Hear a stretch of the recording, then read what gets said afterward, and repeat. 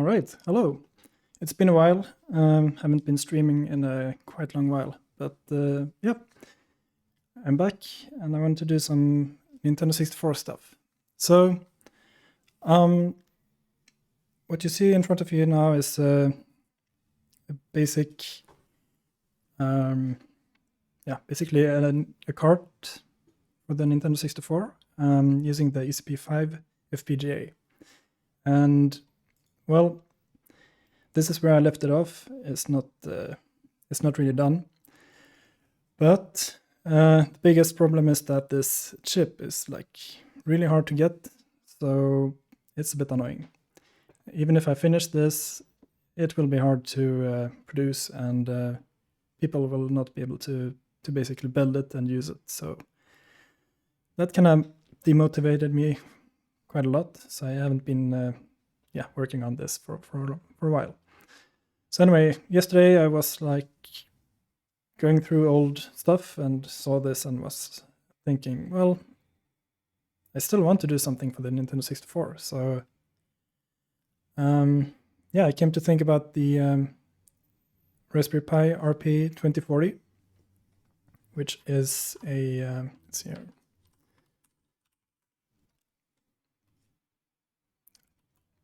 Yeah, where can we read more about it? Here. It's the Raspberry Pi microcontroller. But it's not like any microcontroller. It's quite special because it has something called PIO, programmable I/O. And I won't go into too much detail right now about how and what that is. But essentially, it's like a tiny FPGA that lets you, or a state machine or whatever you want to call it, but it lets you do cool stuff with the I/Os. So I'm thinking, well, would it be possible to implement the N64 cartridge logic using that? And well, there has been some discussions about this in various forums and discords and so on, and people are generally quite skeptical against it because of latency. And most importantly, it's the latency of basically when you get a signal in, you need to handle that somehow, and that should then cause some sort of read from some memory, and then that memory should be written out to the pins. And yeah, sure, that will be a challenge, but why not try instead of just saying that it's not possible? So that's what I want to explore. So I basically took this this whole PCB and just ripped out all of the parts and made a schematic like so yesterday evening, just really quickly, because there isn't much to it. So a friend of mine, Arturo, he made this Raspberry Pi Pico stamp, the RP2040 stamp, which is a where can we see?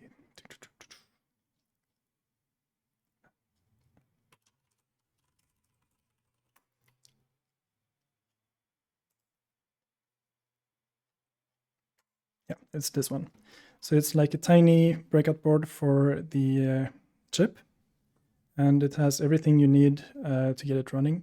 So it has the oscillator, it has the flash memory, and some passives that you need.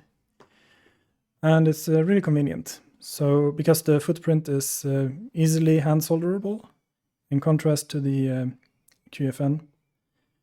So you basically just plop this down on a PCB and off you go. So that's what I did. So this is that module, and I hooked up 16 GPIOs to the cartridge, and then the write and read, and the low and high signals as well. They are critical. All of these signals are critical. We need those. Then there's this CSE chip, the security chip, which is also connected here. And my plan is to run the CIC chip on the second core. So actually the RP2040, it's a dual core ARM processor. So one core can be the CIC chip and just keep doing that. It's a big waste because, the ARM processor is quite capable, but it doesn't matter. We're here to solve one problem, and yeah, and that's what I'm gonna do. So one core will be handling the CIC chip, and the other core will handle the rest. And then the problem is where should the ROM be stored? How should it be accessed and so on? So there's only like 260 something kilobytes of RAM in the microcontroller. And also there will be latency to access that. It might be fast enough, I don't know, but also it might not. Then we have the flash memory, which also has latency problems because it's QSBI and it's on a bus and blah blah blah. It might be complicated to get consistent latency from that, but it is the storage, which is good. So then I thought, well, if I use 2 of these pseudo RAM, so these chips, let me just bring up the schematic or datasheet. Yeah, so it's a 64 megabit pseudo SRAM, so it behaves like an SRAM with constant access times, but internally it's something else, but we don't have to care about that. The good thing is that it's decently fast. Yeah, there you go. As long as we don't cross boundaries, which we actually usually don't. The access patterns are usually, or actually, I don't know. That's up to the ROM. It could access the memory in any way, I guess. But yeah, usually. I don't know. Anyway, in the initialization phase, we will read the first megabyte or so and read that into the N64's RAM. But in any case, the performance is pretty neat. It's 144 megahertz, so essentially we get 144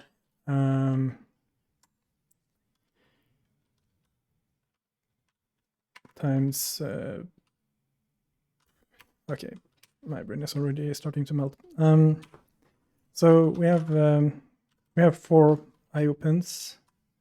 Actually, it's times 4. So we have this many megabits, and then divided by 8. So 72 megabytes per second, if this is correct. Yeah, I think it is.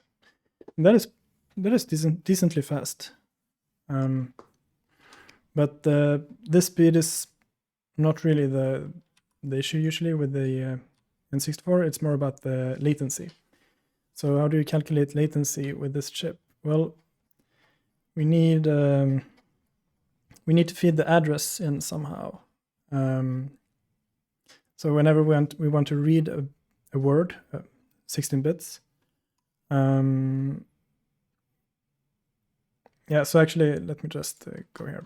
So whenever the cartridge is being accessed, the bus is 16 bits wide, and we are loaded with the low and high part of the 32-bit word, and then we clock out the low and high data. So we only need to have 16 bits at a time, which is actually pretty neat in this case. So in quad mode, I know it's here. So this is the fast quad read. So yeah, I don't remember exactly how this works, but in this case we have 19 clock cycles with the shifting in the address, the command, and then the address, and then the wait cycles, and then finally we have the data is ready here. So in order to calculate the time in nanoseconds, we could do 144 megahertz. That is the speed of the clock. And then, yeah, is it? I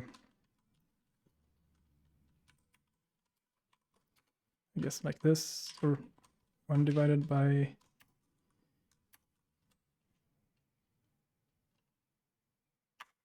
yeah, this is, okay, so this is the period in seconds.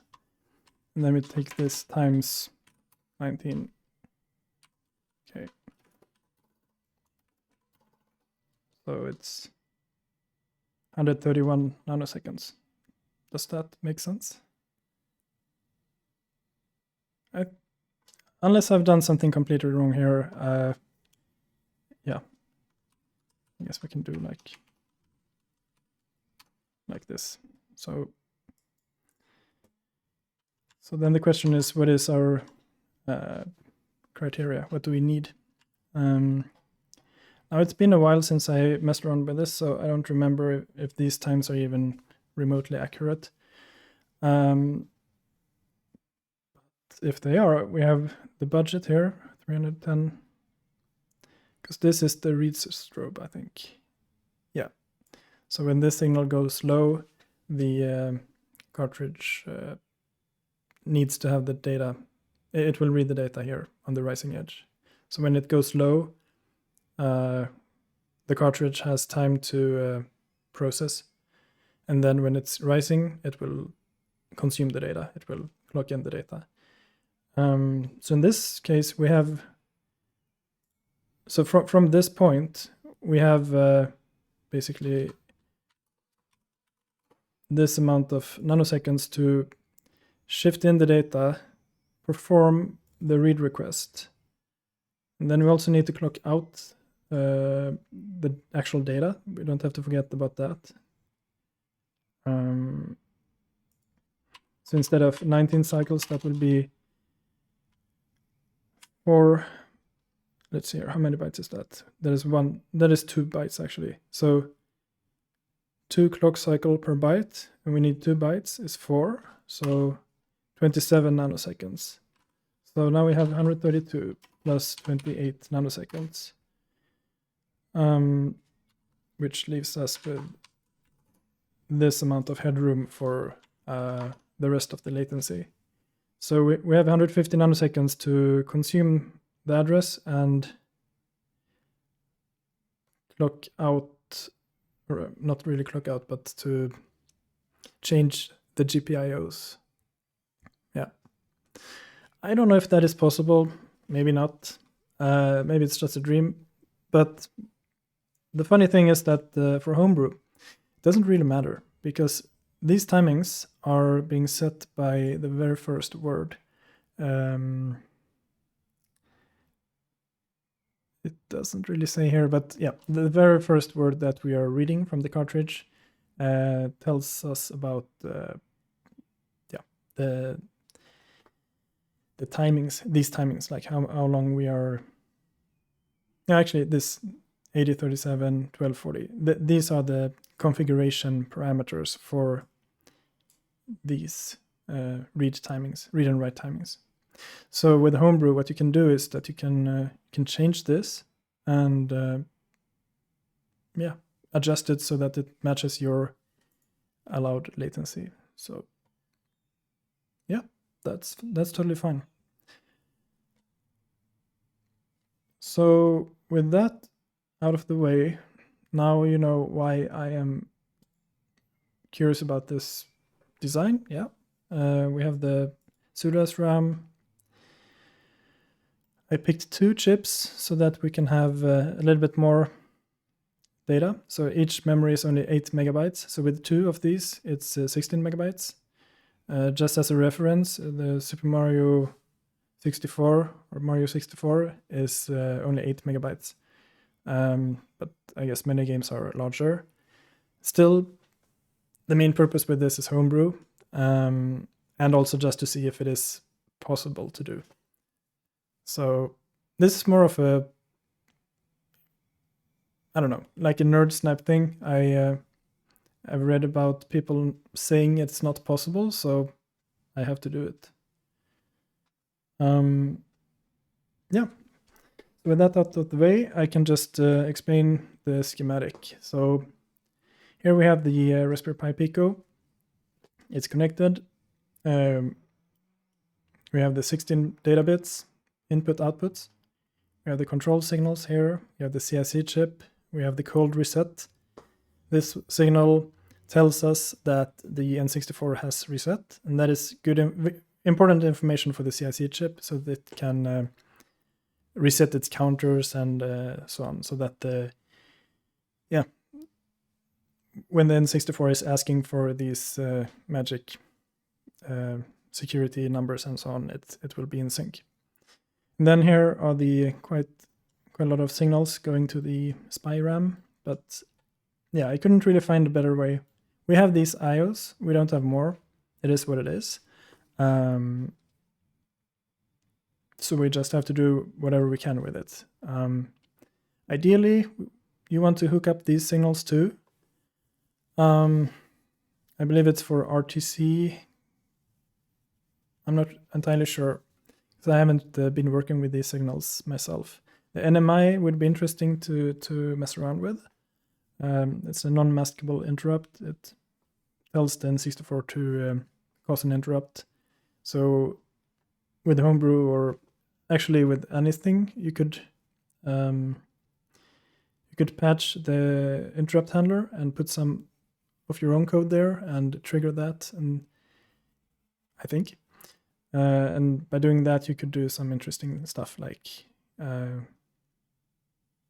I guess rendering your own stuff, like having an on-screen menu and doing debug stuff, like causing a crash and whatnot.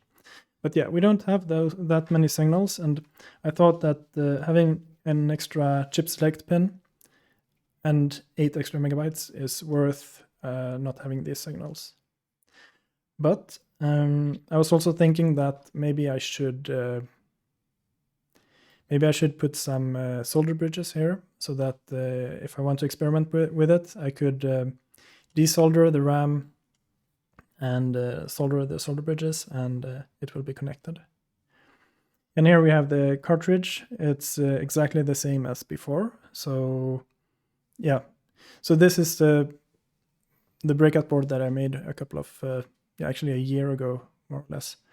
And this one was just basically copied from the Brutzelkarte, an open source cartridge.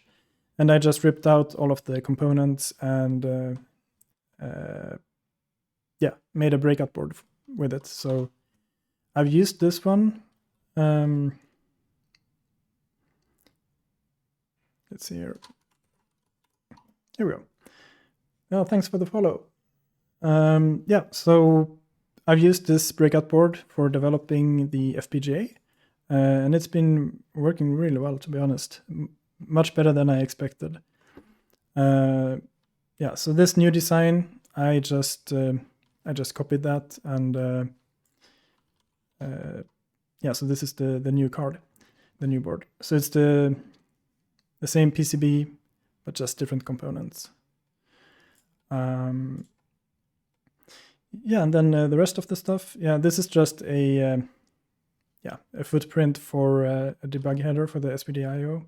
It's for debugging the ARM core, but to be honest, I might just put a normal connector. It doesn't really matter.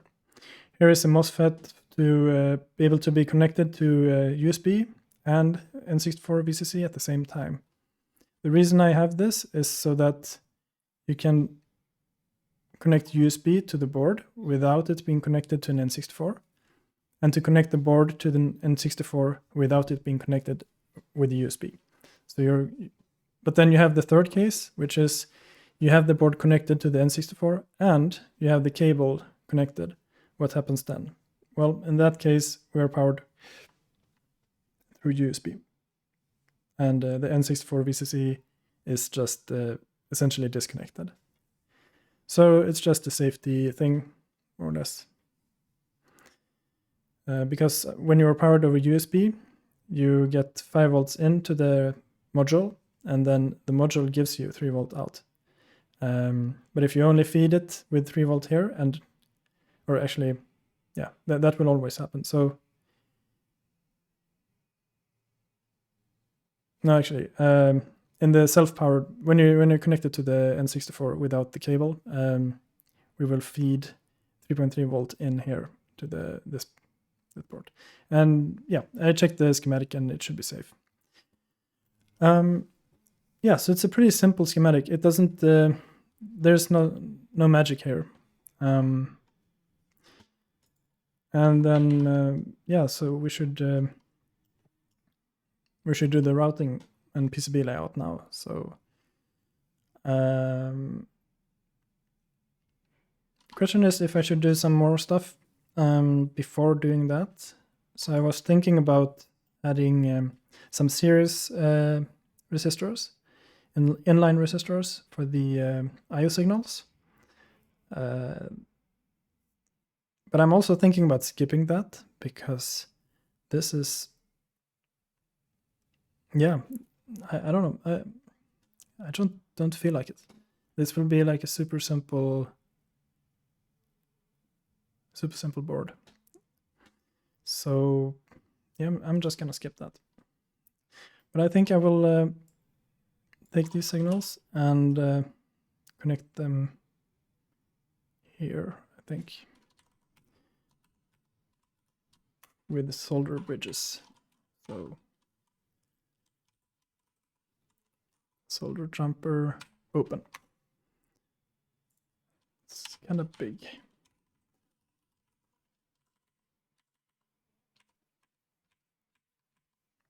Okay, so there are no smaller ones. I guess this will do.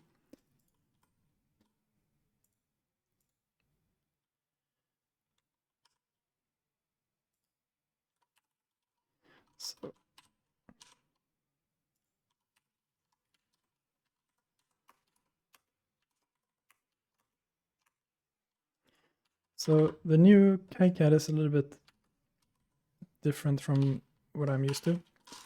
Everything is slightly strange for some reason. Let's see here.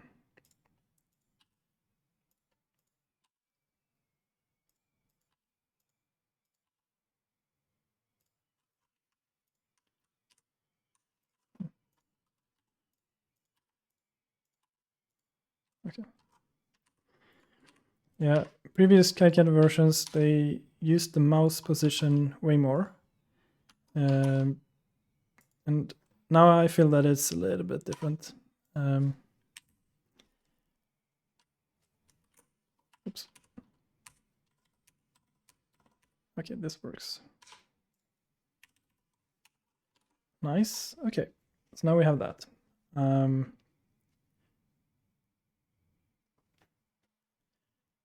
All right.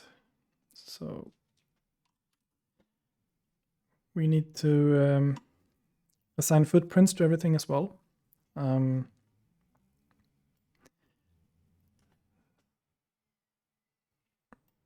Yeah, let me just do some last review before doing that. I think I want some decoupling capacitors here. So yeah, let's do like this. And just put 100 nano. And place one here as well. It will probably not matter, but it's nice to have. And for this one, I don't know, I'll just change this to a normal connector.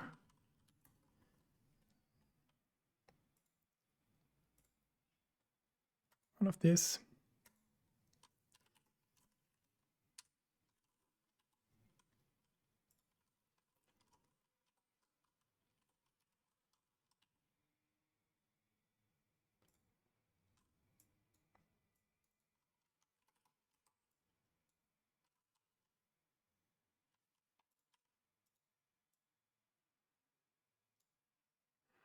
Honestly, the reset pin,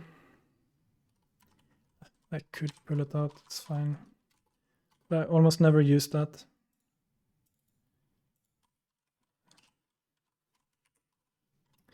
Ah. Okay.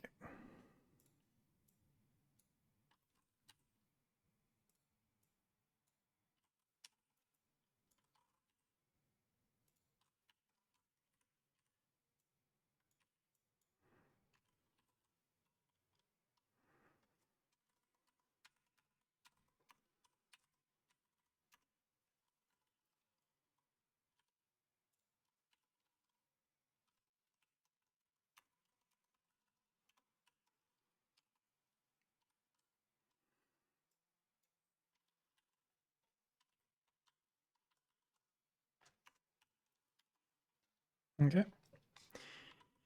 So do we need anything else? Any solder jumpers, any test pins, stuff like that?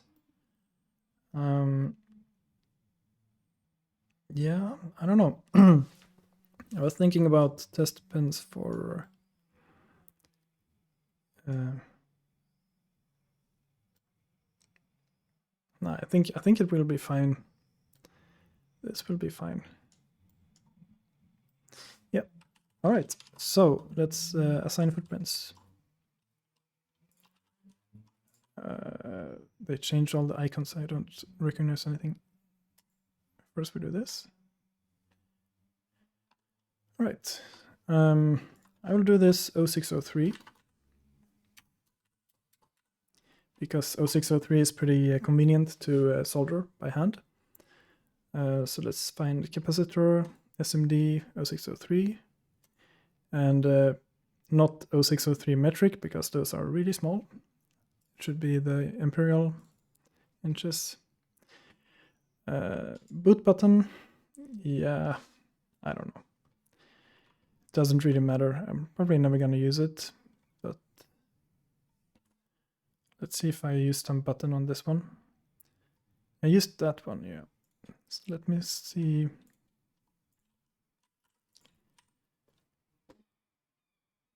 Let me see where I found that footprint, because these switches, I have a bunch of them. Yeah, I have to go here. There we go.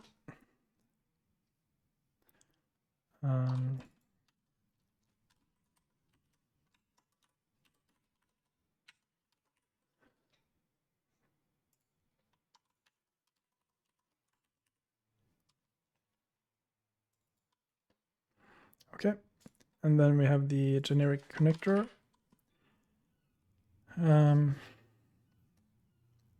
Yeah, let's do a pin header. 254. No.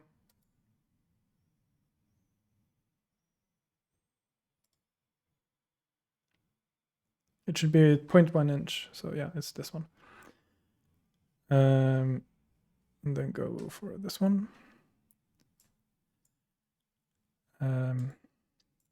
Vertical. Yeah. Then solder jumper.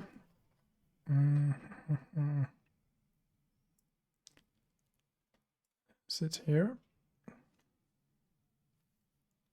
So I haven't been using KiCad in a long while, like 1 year basically. I'm a little bit slow. So I'm looking for solder jumpers. If anyone knows in the chat where I can find that, maybe this. Oh, here we go. Okay, so let's bring up this one, the footprint viewer, put it to the side. We can see the difference. So we want an open one. The rounded one looks nice, yeah. Triangle pad looks like this. That's also nice. Yeah, let's go for that. Okay, now we have everything.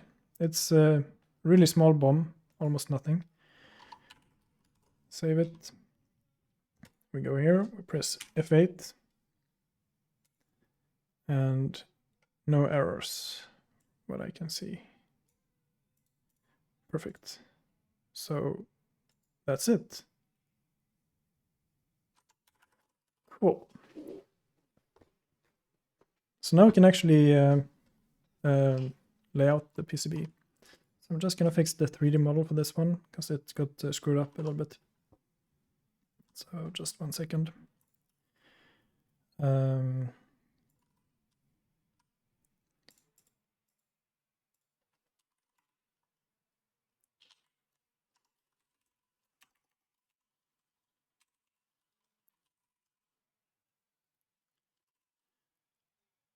Yeah, what was it called again?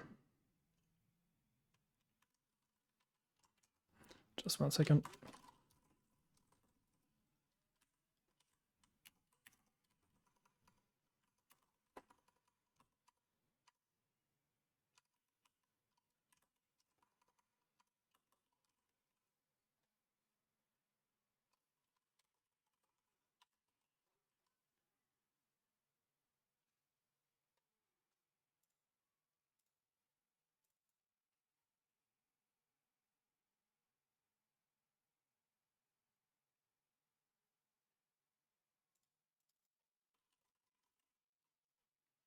There we go.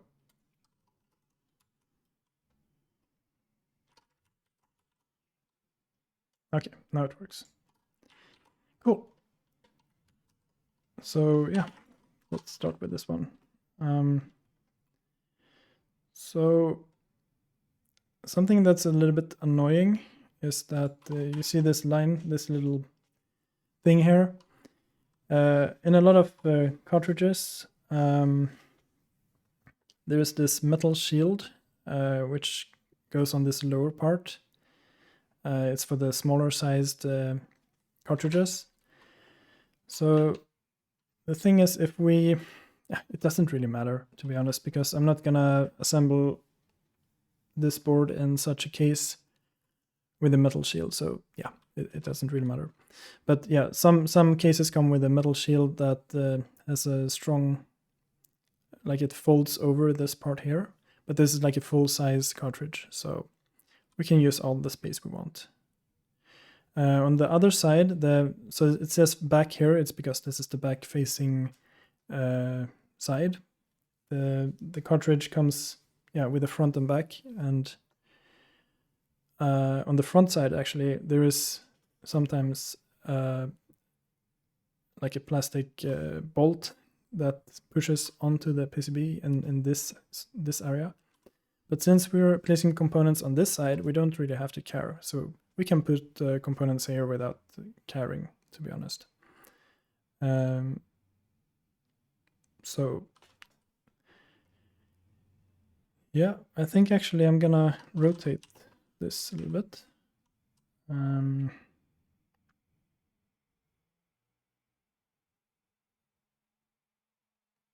Maybe like this. No. Here we go. So we have these signals, and we have these signals. So the RAM goes on this side, and then all the other signals go here. Yeah.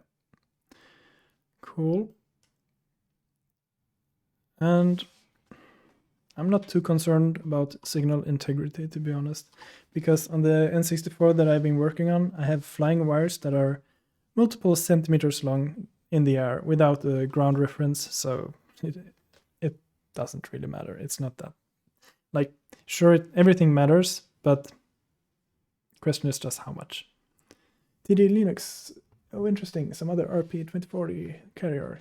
Yeah, so I can just tell you a little bit about it. So yeah, my friend Arthur has this solder party company where he makes fun and nice PCBs, and the RP2040 stamp is one of them, and it basically has the RP2040 with some flash memory, crystal, some passives, and voltage regulator, and it's everything you need. So you just plop this down and off you go. So the schematic, if you look at it here, it's this one, and yeah, you just plop it down, you give 5 volts to it or 3.3, and off you go. I have a design with the Pico that I'm considering switching to the Barrett chip. We'll have to take a look at that too. All right. I mean, the fun thing with the RP2040 is that it isn't that complicated. It's just it's QFN, and for some that is a hurdle. So a module like this is nice because you can solder this by eye with a normal soldering iron. So that's nice. Yeah, okay. So I just explained a little bit about how everything was hooked up. But in short, we have a bunch of signals going to the cartridge. We have some SPI RAM. It's QSPI. And the idea is to read from the RAM really fast and send the data directly to the cartridge as fast as possible. If that will work or not, time will tell. But this design is so simple, so I couldn't resist doing it. So that's what I'm doing now. So I've just gone through the schematic, and I think we're ready to. Yes, it's a PSRAM. So I have here. It's this one. So I've used that on an FPGA board earlier, and it's very convenient. It is basically just like a SPI flash, just that you can write multiple times anything to it. You don't have to erase. There is latency. I've used parallel PSRAM. Okay, cool. I haven't gone through the documentation recently. Like I think it was 2 or 3 years ago when I looked at it in detail. But I believe you can set it into a quad mode so that you also can send the command in quad mode, because you waste quite a lot of cycles clocking in the command so that you later on can clock in the address in quad. So, but yeah, that's details that we can look at later. I did some napkin calculations on how many nanoseconds we have in the budget. So if we look at the bus, this is the N64 bus. So essentially, when you boot up, the very first thing that happens, it's these reads. This is from the very beginning of the ROM. And here you have a lot of budget. You have 4 microseconds, which is tons of time.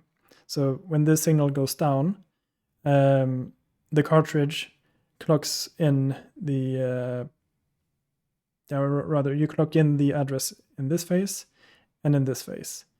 And from this time up to the rising edge of this one, you should prepare the data. And then here the N64 will read it.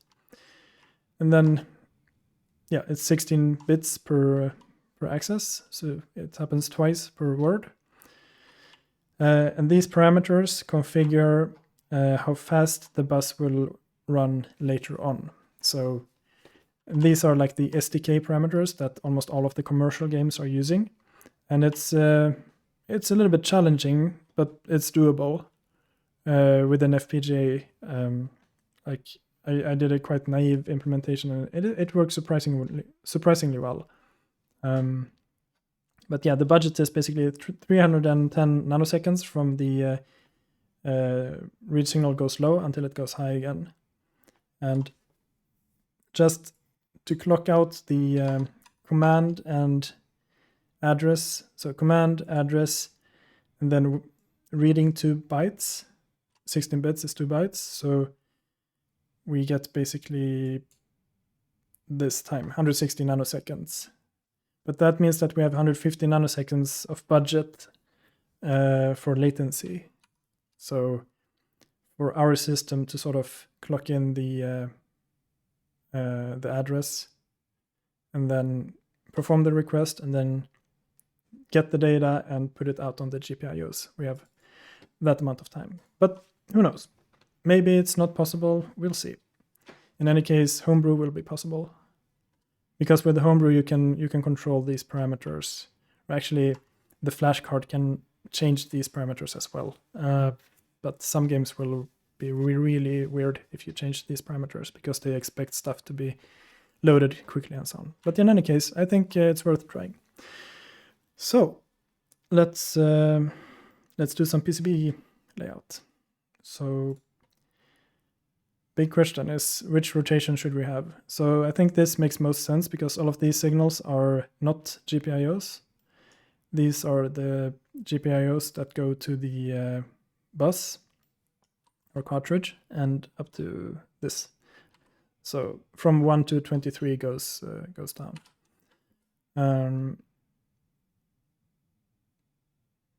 Yeah. And then these signals go to the QSBI.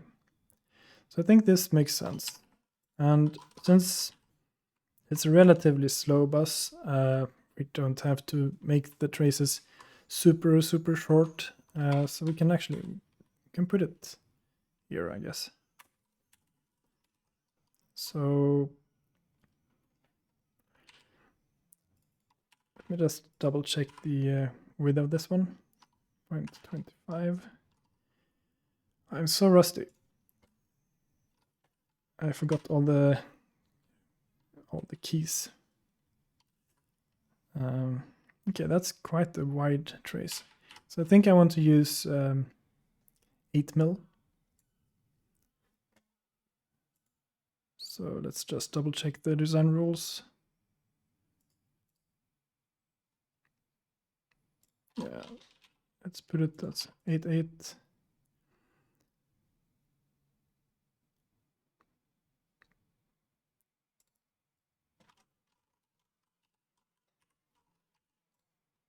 Okay. Yeah, so I guess, oh, why is this connected? That seems like a bug in the schematic. Okay, it wasn't connected. Strange.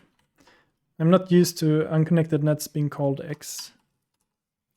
That's probably, oh, did it crash?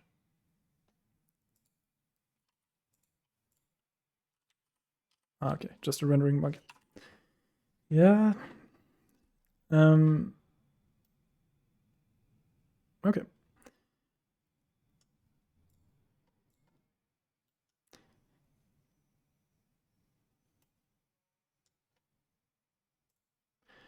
So if we have a look at these, the solder bridges, I'm a little bit curious how big they are. Okay, that's not that bad.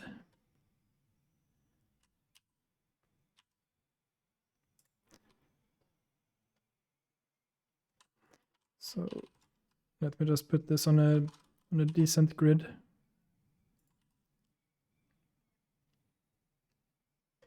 So let's see here. Where is the middle?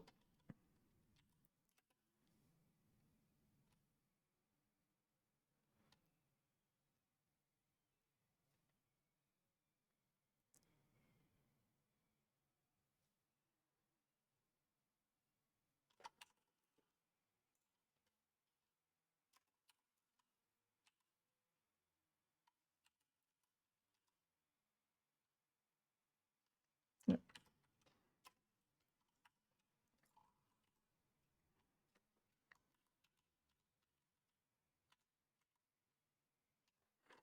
Annoying. It's not aligned.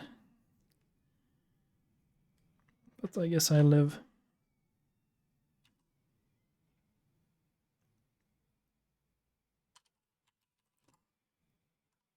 Okay.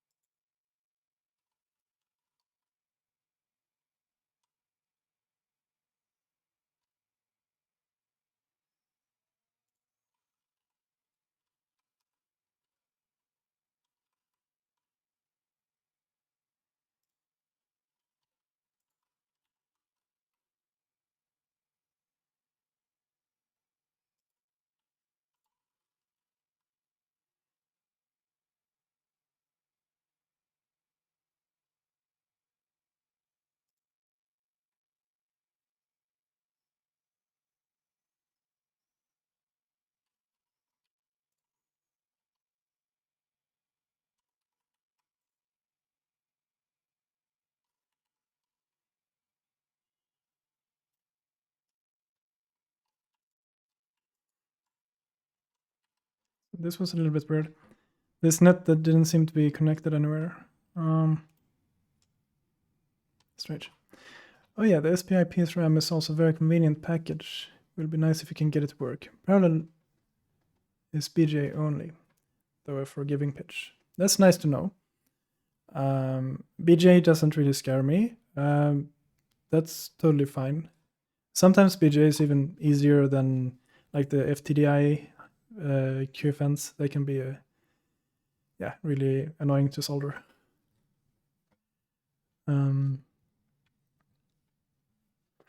Yeah, so right now I just did some testing here. This net doesn't seem to be connected anywhere, which is strange. Because it should. Maybe I didn't update the PCB. I did a cursed QFN footprint. Oh, I have to go with that. Sounds fun.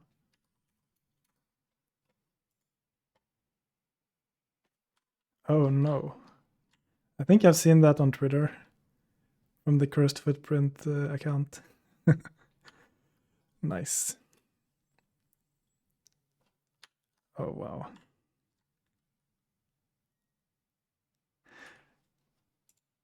Yeah.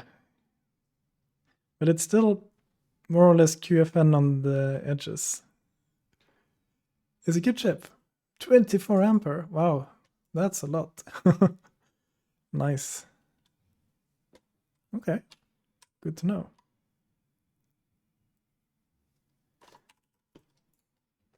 Okay. I should do a DRC check.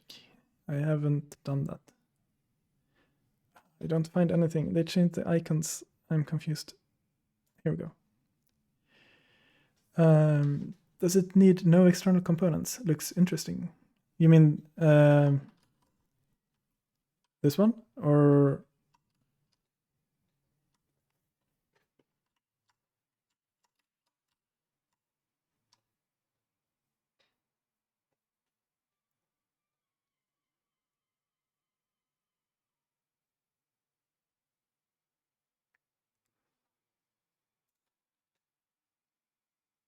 oops.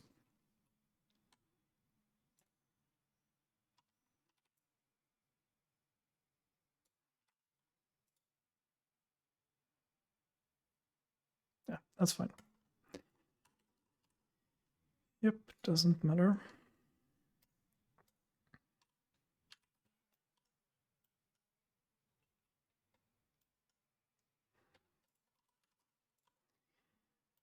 Okay, so I must have messed up something with these.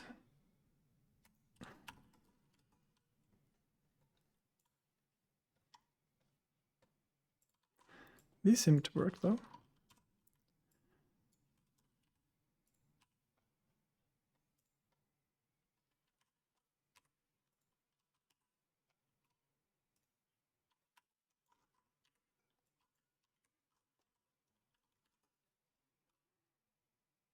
Huh. Now it works. Okay, maybe I just missed the rat nest. I don't know. I was afraid that the schematic was broken somehow.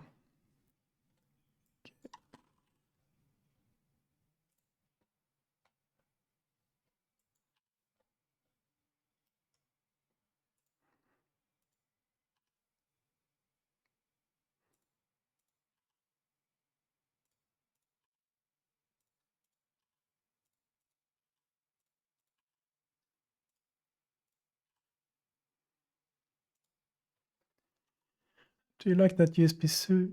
Yeah, USB-C 2.0 only connector, the USB-C. Well, the thing is that I have more or less a reel of these at the hackerspace, and I want to use them. So that's why. And to be honest, they are pretty easy to solder. I'm not sure if the model is correct. No, it is not really correct, but it looks basically like this, and it works really well.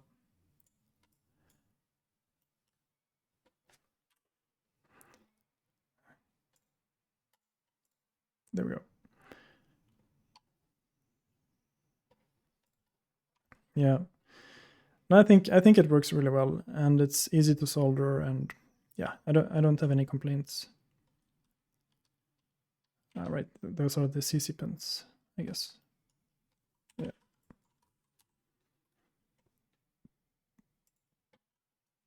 So yeah, I'm a little bit rusty. It's been a while.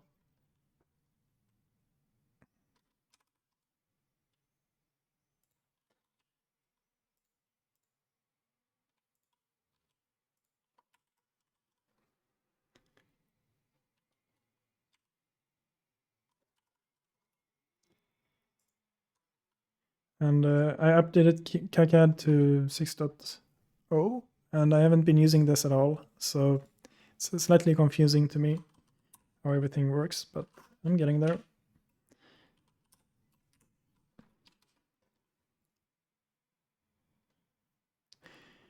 Yeah.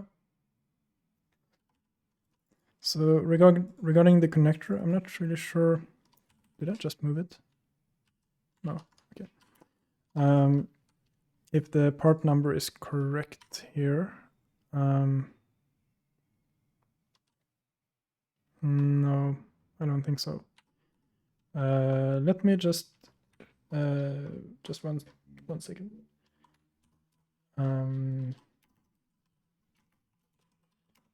Just gonna dig up the part number for that connector. Oh, I haven't been logged into LCSC in such a time that they changed the URL to log in. Oh my god. Okay, let's do that later then. 1 second.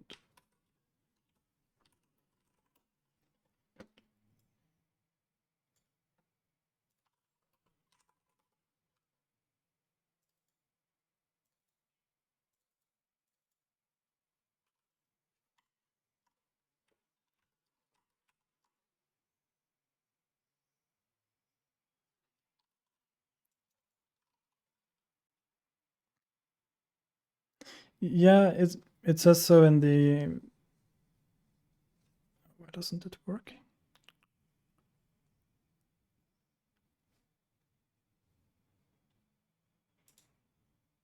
Here we go. Right, so here's the FPGA board that I did previously, where I'm using that connector. So I'm using a 3D model from KiCad, but the actual receptacle that I'm using is, here we go, finally. So I did my homework in this project and put down LCSC everything. So you have the URL and part numbers for all the interesting parts. Look at this. Do you have stock? Yes, 120K in stock. That's nice. So this is the actual USB connector that I'm using. Yeah, go ahead. This is perfect. So I was actually surprised that they had this many in stock, but when I chose it, I specifically chose it because it was stocked a lot. And the price is really nice as well. Like, yeah, it's cheap. And it's quite easy to solder, and you get the chunky ground and voltage pins as well. So yeah, I can only recommend it. I haven't had any issues with it. All right, back to here. Yeah, right. So we need to do some floor planning. Right, so for the voltage, yeah, need this one as well.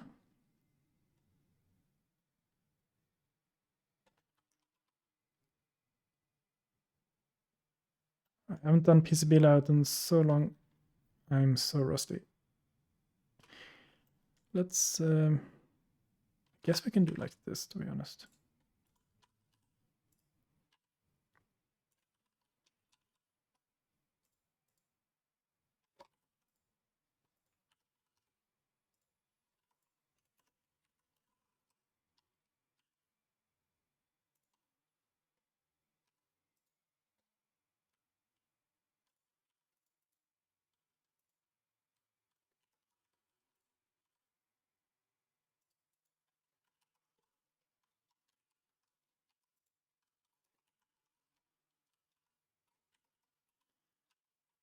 Yeah. There are a lot of small changes that, yeah, I just need to get used to again.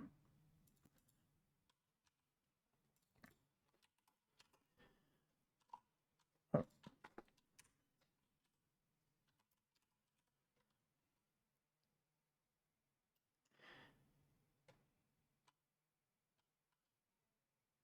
Do you know if I can tell KiCad to accept that these pads are actually connected? So here it looks like it does the rat nest thing where it wants these to be connected, but it really doesn't matter. So I think here I have only this one, S1. And just if we go here, yeah, you have these hidden ones. Oh no, actually, S1 is there. Okay, everything is S1. Yeah. So anyway, yeah, it doesn't matter right now. And also I can just ignore the warning later on. But it's a little bit annoying. Okay, what is this?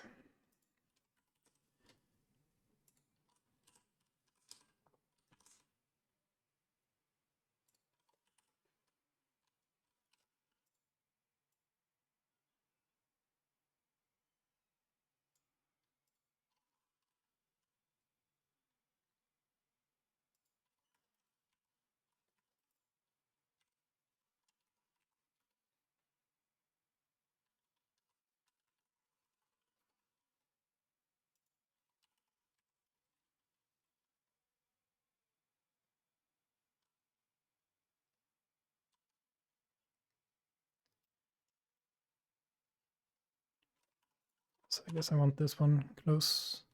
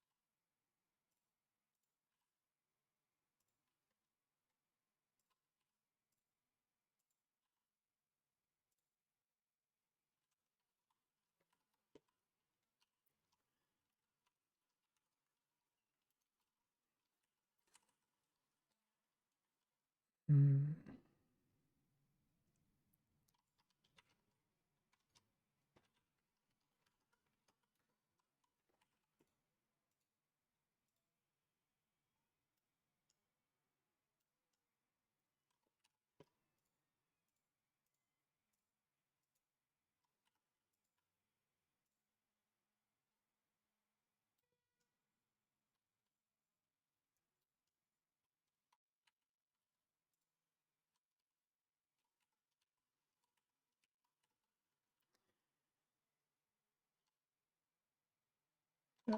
Is there any nice way to do this? It will look like hell, however I do it, I guess. Okay. So the question is, should I keep a 3-volt fill on the back? Because I won't have any components on the back. Like, actually, using 4 layers for this is overkill, but I don't know. It's nice with 4 layers. It doesn't really matter. I'll put I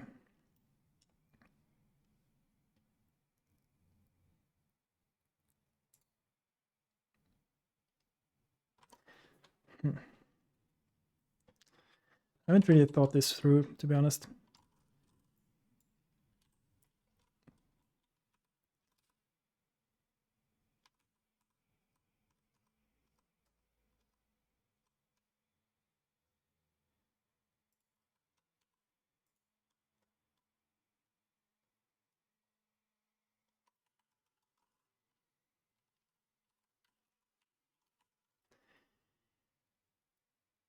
Yeah, I know. 4 layers is just such a blessing. I mean, honestly, uh, when I did this board, this is my first 4 layer board, and it was magic just being able to squeeze all of this on the same board. And going back to 2 layers is really strange to me. Because I always kind of expect there to be a ground plane and having nice impedance and so on. I don't know what makes most sense. Should I perhaps route the bus first? All right, there's one component more.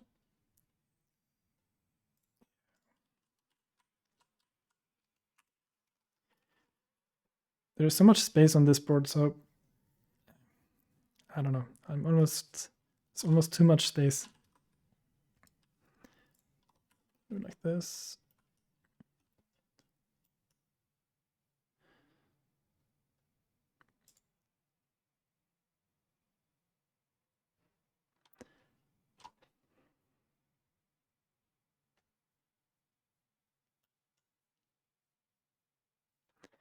I don't know, this debug connector actually eats up a lot of space. You can actually put it here.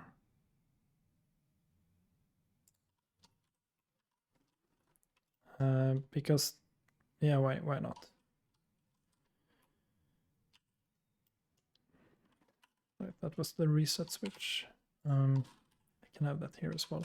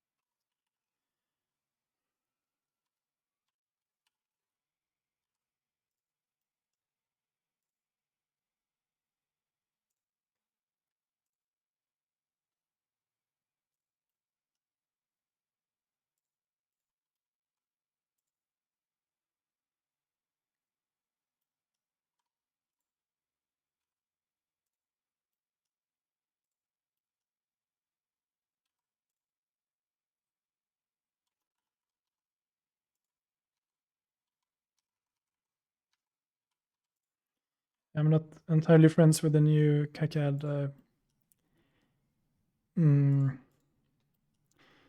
Yeah, usually in the old version you were able to do more stuff without having the correct layer selected, and I kind of got used to that because it was convenient. Anyway, there's no need to squeeze it. We have a lot of space.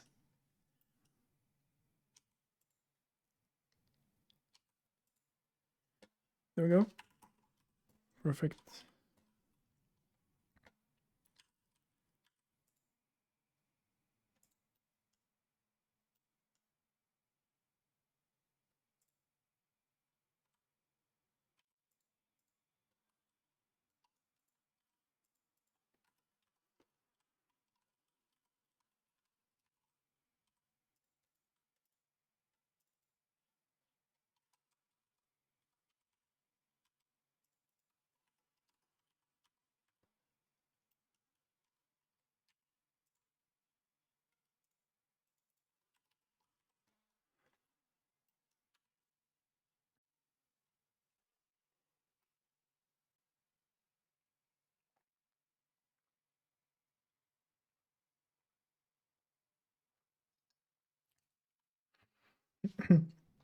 All right.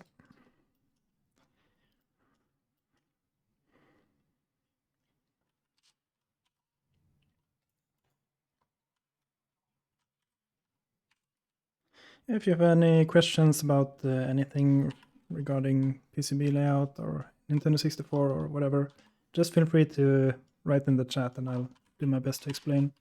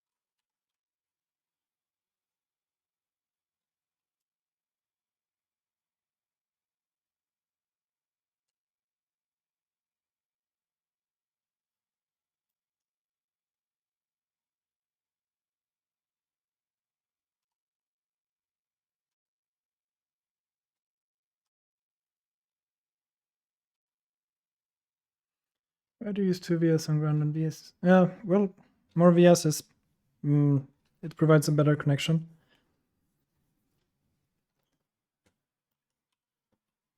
It's not scientific. It's just more is better usually. But it will probably work with just one as well. So this kind of eats up a lot of space, and I have 4 layers, so I could put this on some other layer. To be honest, I don't know. I'll just put this on some other layer because I want to route signals on the top layer, not power. So let's see here.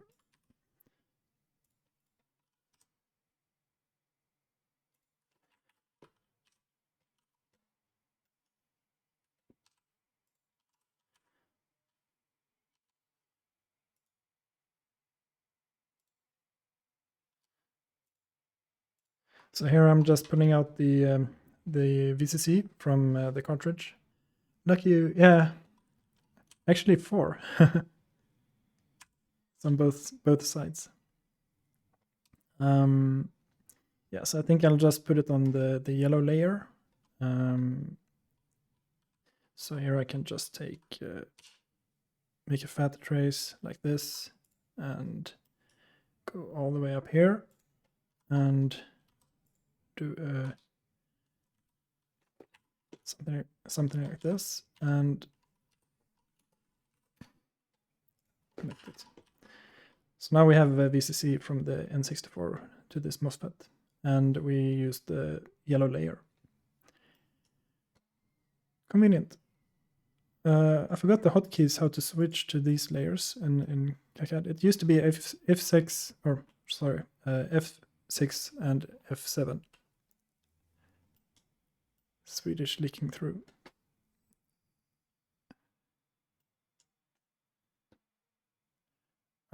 But anyway, I'm not gonna be on this layer that much, so it will be fine. This doesn't look that good though.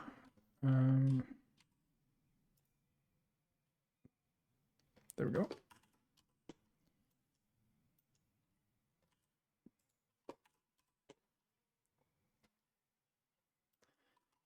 Okay. So it's time for a 3 volt. We need it here, so it's not that bad, to be honest. There's no need to like put this on a separate layer or like have a huge fill and stuff like that. But maybe I'll put it on the back layer because no, right. Okay, I put it on the yellow layer and go this way. I think that will be fine. So we do like this.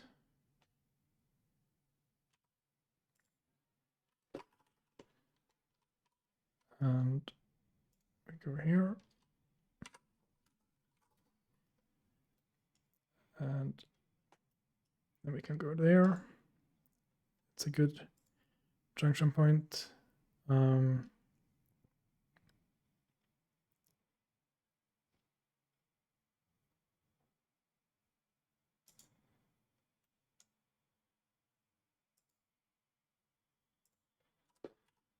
think this will be fine because we need it here. Let's see here. Yeah, we need it down there as well because it's a pull up, right? Oh, yeah, okay. So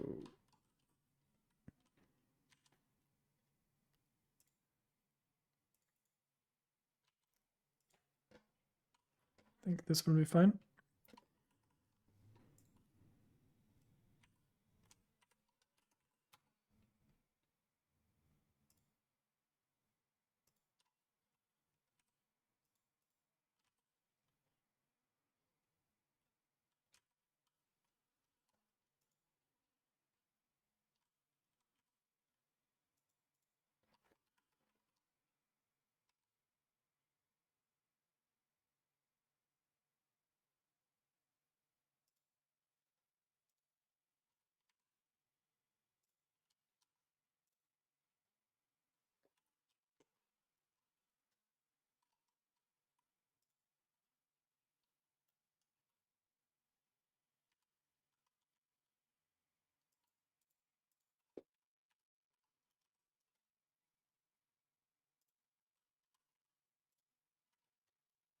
Hi there, nice project. Oh, hi.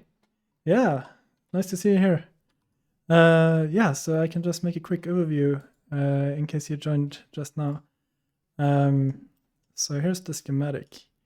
So by using the RP2040 Raspberry Pi Pico, I'm connecting it to an N64 cartridge.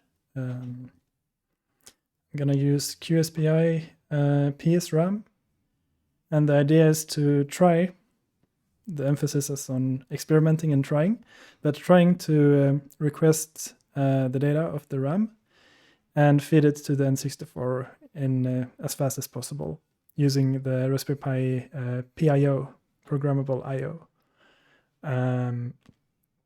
But yeah, as you know, we have these timings for the bus, and we are able to configure the timings so that in the very beginning, when we boot up, we have 4 microseconds of budget, but later on, depending on these values, we get 310 nanoseconds.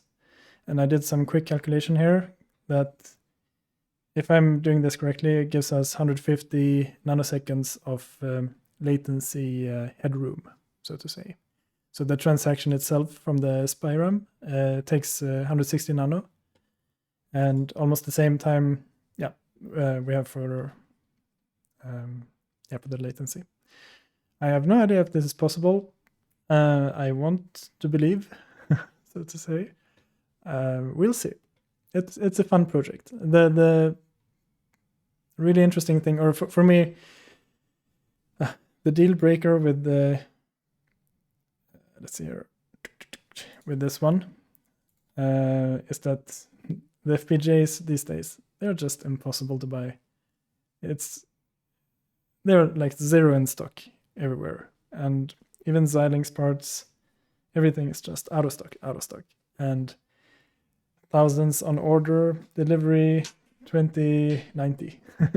No, but yeah, it's just horrible. FPGAs, it's just impossible to buy. So anyway, that's why I'm doing this. Gotta keep believe while not proven impossible, right? Yeah, exactly. So I've seen some comments about this being basically impossible from other people on other places, like not as replies to me, but I've just seen general negativity against the Raspberry Pi Pico and N64, and I just want to see if it is really impossible, and I don't think it's impossible. I'm pretty sure you can do homebrew. The downside with the Pico is this: we only have, but we only have 29 GPIOs, so we are kind of limited in what we can do, because these signals that I marked here, they are the absolute minimum we need. We definitely need all of these, which gives us only these to play around with. So yeah, that's where we are. And I also had these extra signals that I'm not gonna hook up, but I have the solder jumpers here so that I can not populate the RAM and connect to these if I want to experiment with these signals. So BOM wise, this will be really cheap. So let's see here. Why is it slow? Okay. Yeah, so you can get a stamp for $12.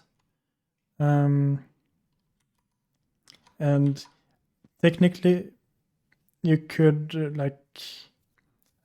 you could skip the stamp and do everything yourself. But my idea with this project is that it should be community friendly, so that normal people without microscope and so on can solder this at home. And this is definitely hand solderable. And I'm using 0603, which you can solder without microscope.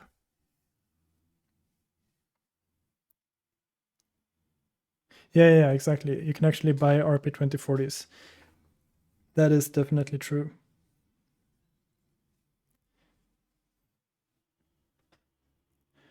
Can the Pico hardware memory mapped QSPI work with PSRAM? Yeah, so I thought about this as well, but technically yes, but latency. So if we just go to RP2040 PDF,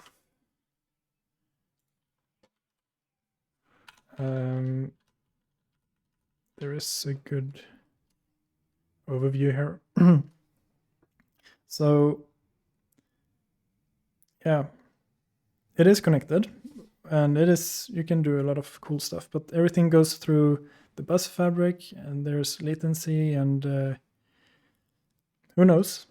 I'm sure there are a bunch of benchmarks already online about this, but I kind of want to walk into this blindly and just experiment and see how bad it is. But for bring up, I think I'm gonna go for like putting the stuff in SRAM, and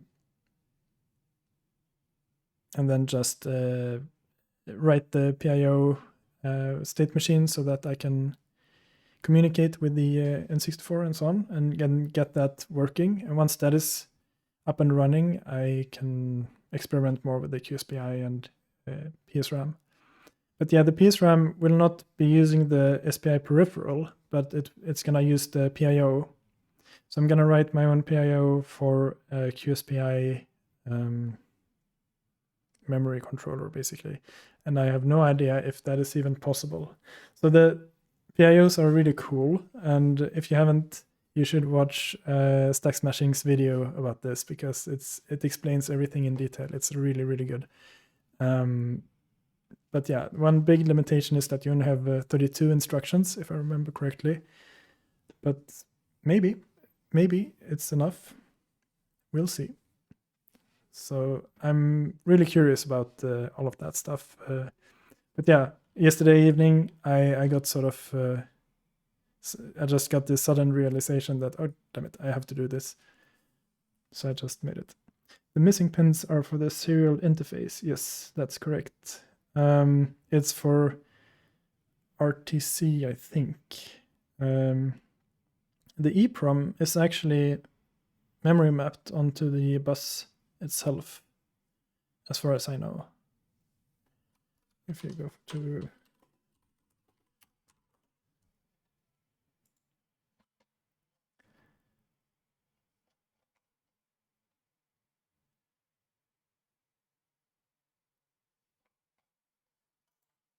that's the wrong one.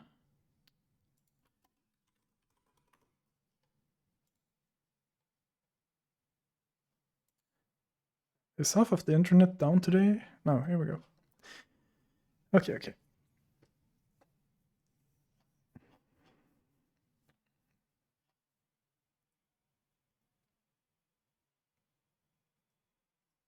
Right. So the cartridge SRAM is located here. So I was confusing SRAM with EEPROM. So if I'm not mistaken, and because I haven't really been digging around with this, I've just got stuff to boot from as a ROM, basically. But save games, are they stored in SRAM, and then the SRAM is powered by a battery? Is that usually how it works? I think that is how it works, but I'm not sure. But there's also the EEPROM stuff, and I'm not really sure what that is used for. It could be for like, maybe you have like different types of saves, like long-term saves and short-term saves. And I also know that RTC is supposed to be a little bit annoying, that some flash cartridges don't support RTC properly and so on. But yeah, I haven't really cared about that. With this project, my goal is to basically, one, be able to boot Homebrew at all, because that's just cool. And then secondly, if I am able to run at a fast speed, that would be really cool. And that's basically it. This will never be like a fully featured flash cartridge. Maybe I'll be able to do USB communication. That would be extremely cool. Because recently, with my other FPGA, the N64 FPGA cartridge, there I managed to get USB communication to work as well. So for my computer, that's a little bit complicated to explain right now, but I wrote some code so I can run basically any code from Python. So I compile assembly in sort of the goal is to compare my FPGA implementation of the N64 correctness with an actual hardware and have that in a closed loop. So I can basically run an instruction in my FPGA simulation, compare all of the registers and stuff, and then compare that with the actual hardware and run that as a seamless script, basically, that does everything. So that was really cool. And with this board, I should be able to do the same. But that is really a stretch goal, to be able to get USB communication working, because yeah, it will be really interesting. Maybe it will work. I'm just gonna read chat.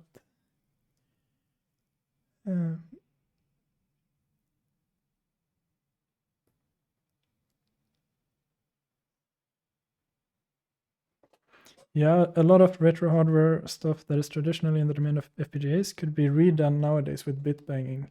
Yeah, so with the RP2040, that is actually true, and that's really cool. Something else that people don't mention that much is that you can overclock the RP2040 a lot, like a lot.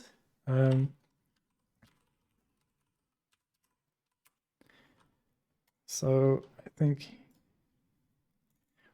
you go from 133 megahertz to 420 megahertz. That is 3.1x. That's quite a lot. So let's say that we run it at 300 megahertz.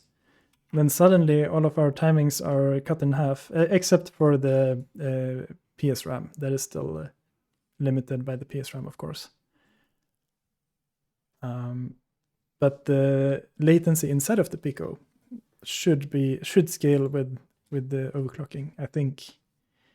So that's kind of exciting. Oh, sorry for the noise. Okay, where were we? PCB. Right. So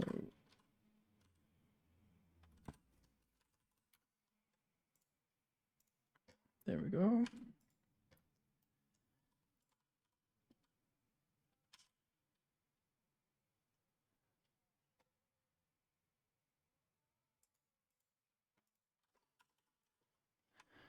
So I think I want to do this one a little bit fatter.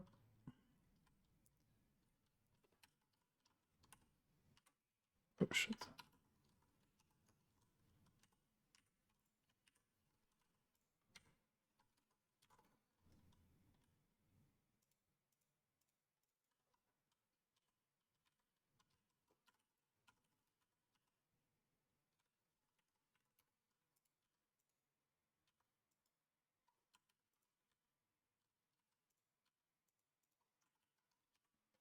Okay.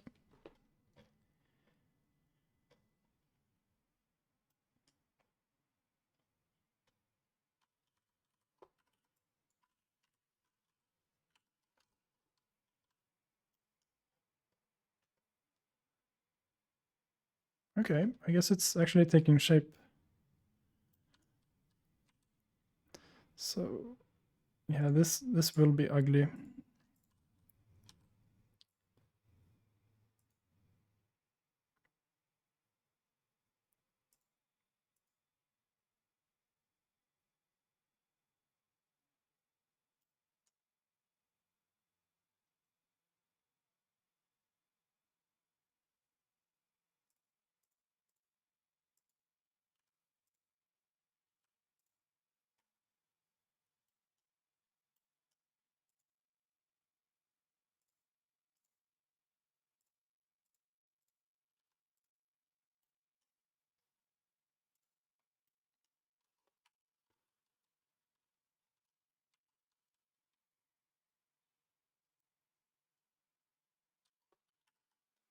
At some point, I wanted to make a GB cartridge using PIOs.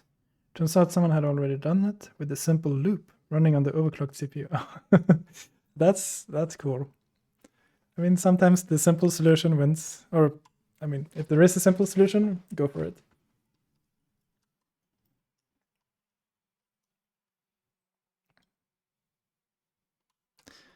Yeah.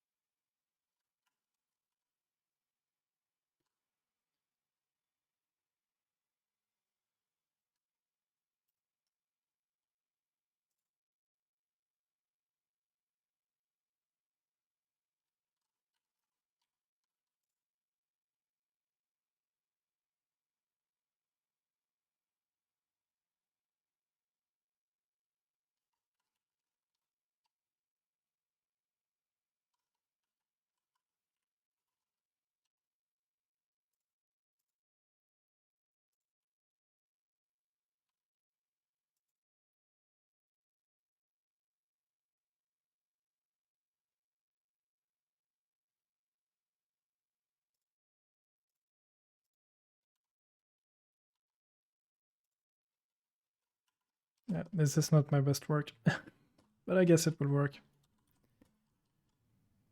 Ugh. So I guess it's time to route these signals.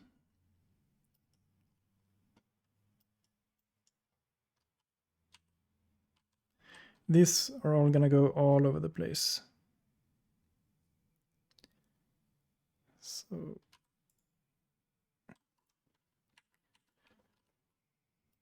the good thing is that this area is mostly unused, so should be fine.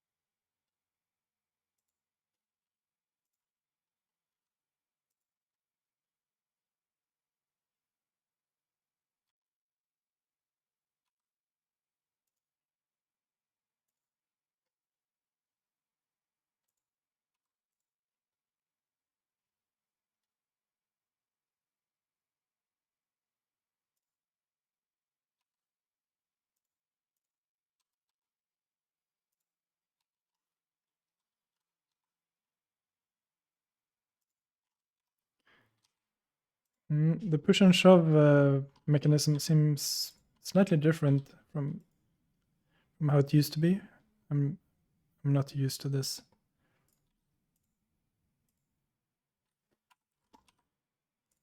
But it works. Previously, everything used to break a lot if you try to move a via around like this. Like this would not work at all. Or I mean, it would lead to really strange issues. So it's nice that it works. I'm just unused to it. I'm not used to that it actually works. So that's cool.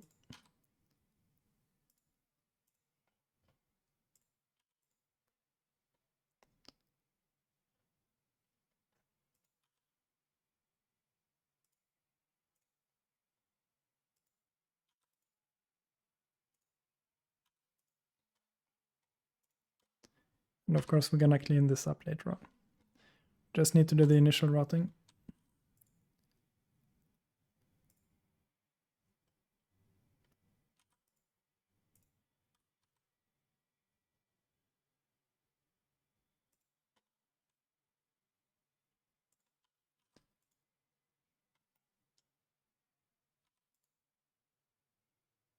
Wait, what happened here? Ah.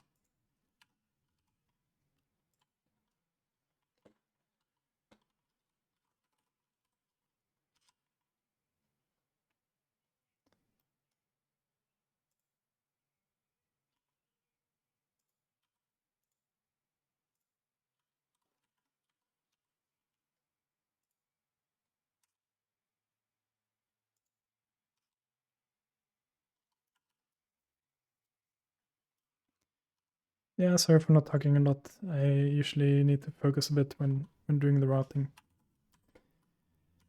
But yeah, I look forward to do some prototyping soon. So when the PCB is done, which it will be quite soon, to be honest, I will take a look at the Raspberry Pi Pico and do some prototyping. So we can, first of all, get started with PIO, because I've actually never done anything with PIO. I've just read about it, and it seems really cool. So I hope to do some experimentation with that. So just getting really basic stuff working. But then we can maybe, if we have time, connect the SLI logic and look with a high resolution time and see if what kind of latency we get. So I have no idea if we will have time to do that, but maybe. And if people are interested. And to be honest, I just have the stream on because it motivates me. I was gonna do this anyway, but if anyone is interested and wants to, hang out, learn, discuss, yeah, it's fun.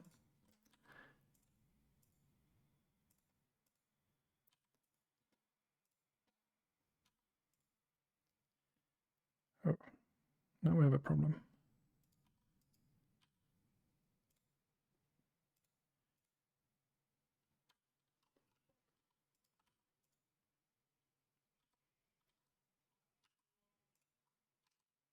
There we go.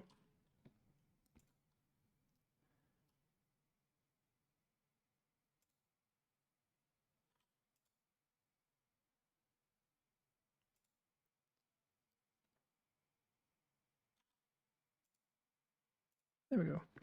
Definitely interested in the firmware side of things. Okay. Yeah, I mean, I can always do the final cleanup of the PCB later, but I definitely want to send it to JLC PCB this weekend for sure. And also, Tifmo, if you want the PCB, I can send one to you when I get these, if you want. But no promises if it's gonna work. But I mean, it's gonna be so cheap. Like it will be like $20 or something to order the PCBs, and then I can get the stamps and just solder one up. It will be really easy to do.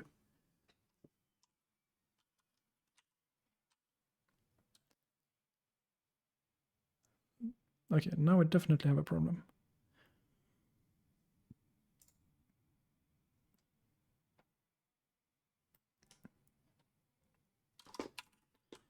So time to push and shove. So I need to go here.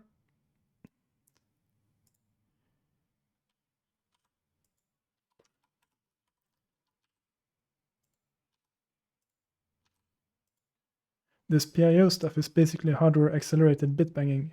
Yeah, that's a very neat way to put it. That's exactly what it is.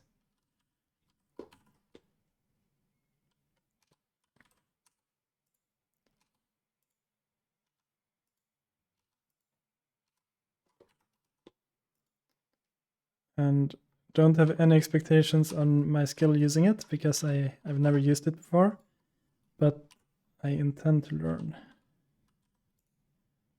There we go. Finally.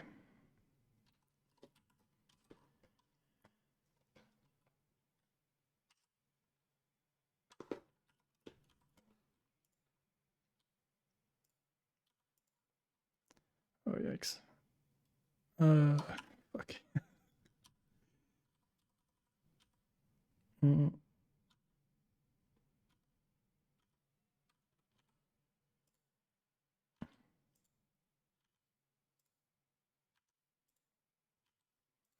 Push and shove is nice. But I remember in old KiCad you could like push beyond multiple nets.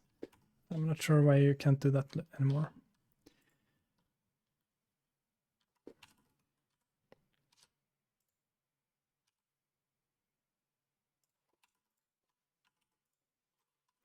Really appreciate the offer, but to be honest, I'm hardly getting anything. Yeah, that's fine. I have also way too many projects, and just yesterday I got some PCBs from someone from Twitter who I did a PCB trade with. And to be honest, I'm not sure when I will have time to look at those PCBs. Almost feel a little bit guilty for having them, but I'll get to it someday, soon. Okay.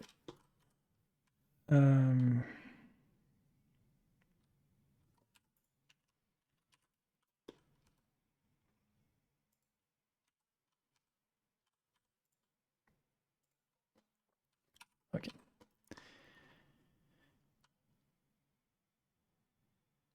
I mean, look at this. We're almost done. That's cool. I mean, it looks like, I don't know what. We can fix it up later. This one I really don't understand. This feels like a bug. Why the heck is this? Right, rat nest goes on both sides. Both sides. I got confused because you had the X here with the line, but it's actually this one. So makes sense. Okay.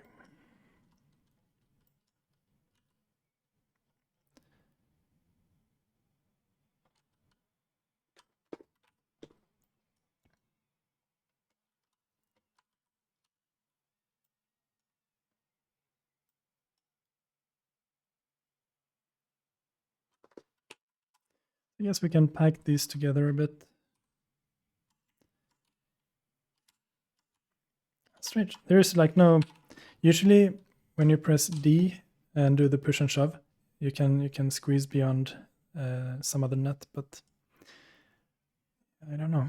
Feels like they removed that feature, or you need to activate it in some way.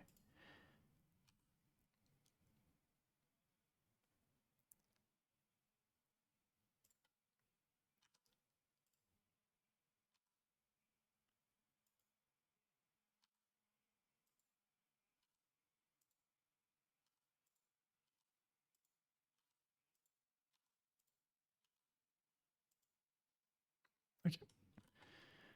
Now we can do something like.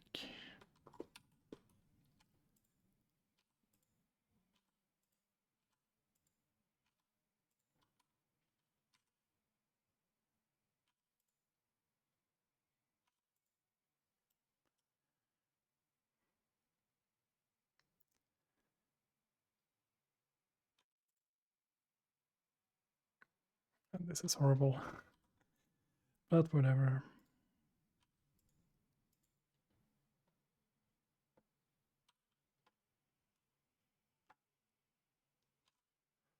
All right.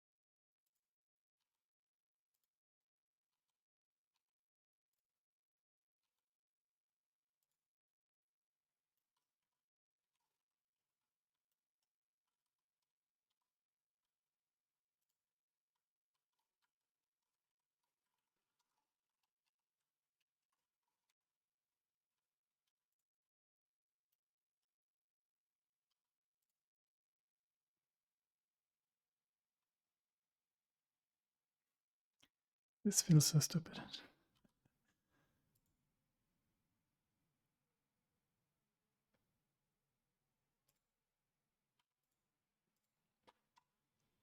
Is it a 2-layer PCB or inner layers? So inner layers are, yeah, it is 4 layers, and I guess I should have used them, but I really like the idea of a like unbroken ground layer on the top. And since we have quite a lot of signals on the bottom layer as well, we can have double ground layers. But I guess, I don't know. Maybe it would have been better if I would have used the inner layers for signals as well. I don't know. It just feels nice to have ground on the inner layers.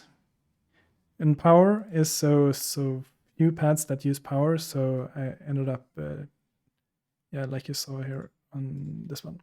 So this is power. So power coming from the N64 and here from the USB, basically. Why only one RP2040? Now that is the real question. That is a good question.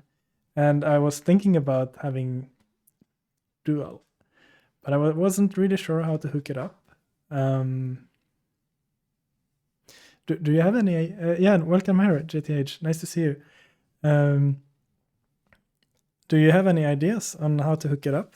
Like having two, throw in another and get SD interface. They're $1. Yeah. The question is just,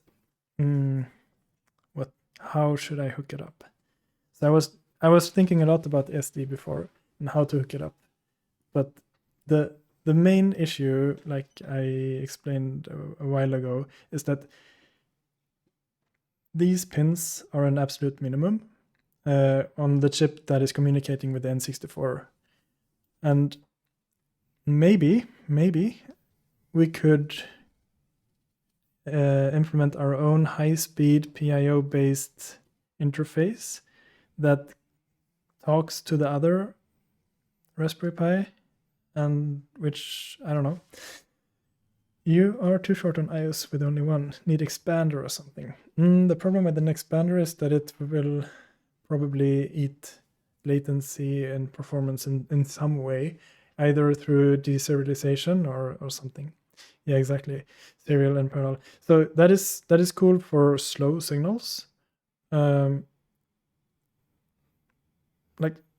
I could have a dedicated Raspberry Pi for the CIC, for example. Then we would free up these signals, these three signals.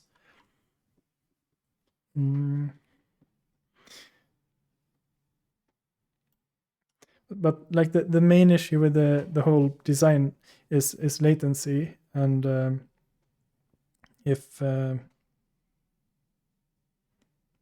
yeah, the latency is the killer.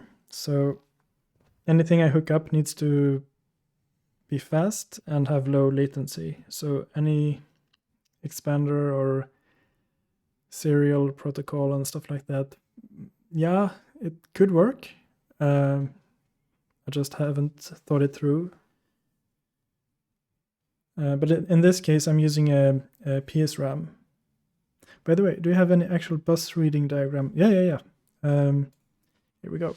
And I've also implemented, yeah, maybe you don't know, but I made this, or this is actually just a prototype, but it's an FPGA-based N64 cartridge that I've written the software and the gateware for it, and I have it on my desk, and it works.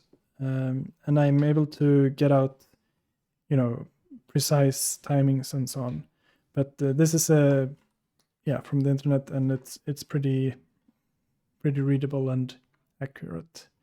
So essentially, when you boot up, you have a lot of time, for microseconds, from clocking in the address, and then when the read signal goes low, you're supposed to take this address that you have now stored and present the data on the IO pins.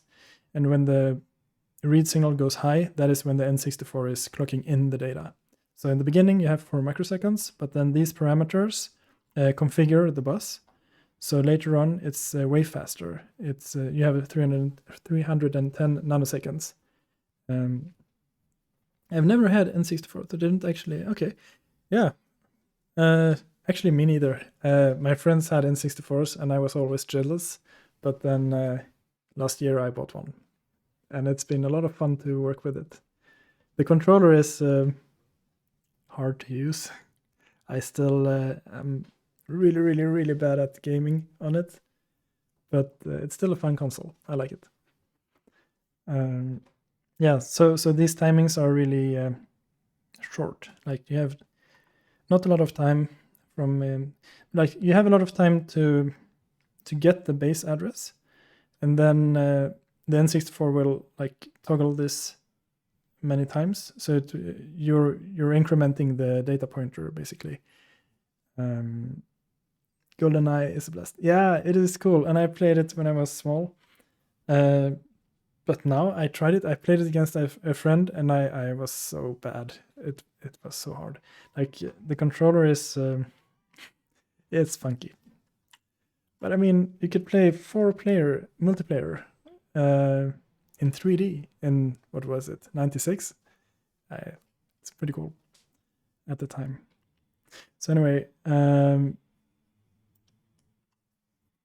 yeah, so I opted for a PS RAM.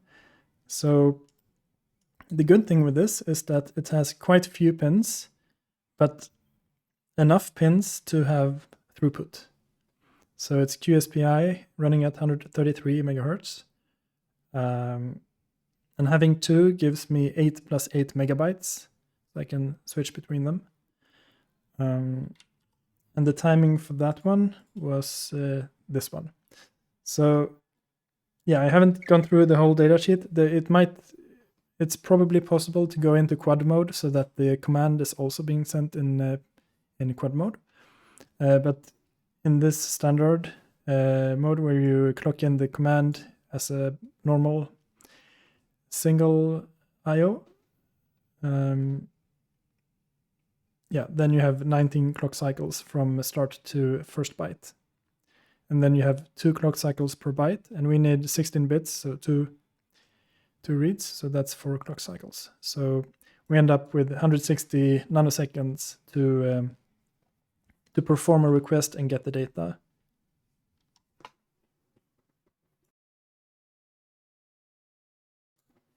So that's within our budget. So we have 150 nanoseconds of extra time to actually perform the request. So I don't know if that is possible, but then there's the other cool thing that is that you can overclock the Pico. And if I understand this correctly, the internal buses and internal signals will go faster as well. So potentially we can lower the latency even more by overclocking. So yeah, going back to the schematic, oh, wrong PCB. We have only 2 signals left. Nice. So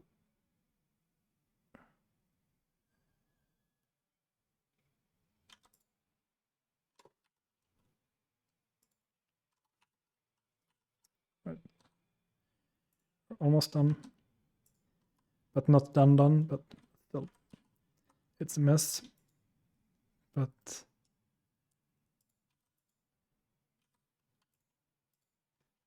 oh, we have that one too.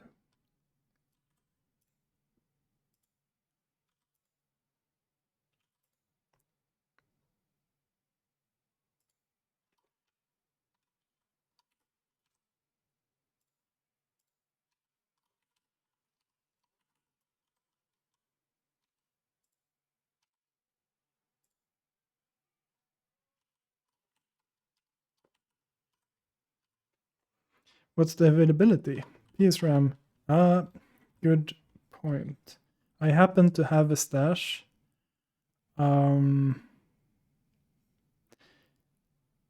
That's a really good point. Where did it go? Right. So I used it on my FPGA board that I designed almost, what was it? Oh crap, that's a long time ago. 2019. But here I used two of them in a similar, or actually in a different fashion. Here they were in two dedicated buses, so I was able to clock out 1 full byte per clock cycle. But oh, right. There we go. So, check it out. 12,000 in stock. Perfect. So, fortunately, yes, it is in stock. Unfortunately, it is quite expensive. When I made the bomb here, check it out. Oh my god. It was 0.46 euro. And now it is $3. That is 6 times more. Damn. But you can buy it. So that's good. Yeah, a lot has happened since 2019. Yep. So let's just drop this. Oh.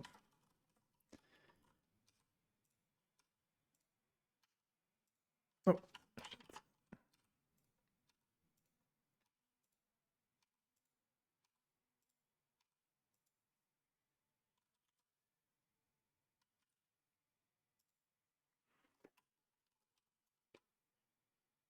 And we're done.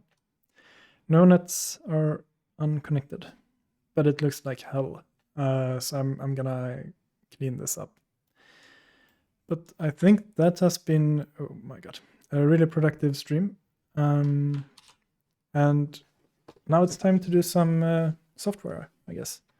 I'm just gonna save this, make sure it's saved. So this is how it looks. I haven't actually looked at the 3D in a while. So yeah, what do you think?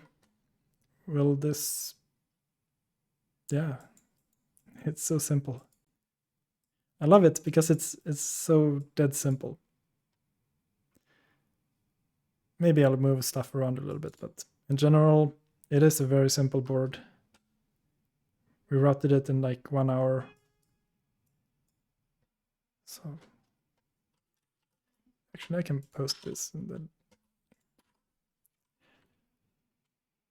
yeah, that's where you can find it. Yeah. So yeah, Arthur and me, we are friends here in Malmö, and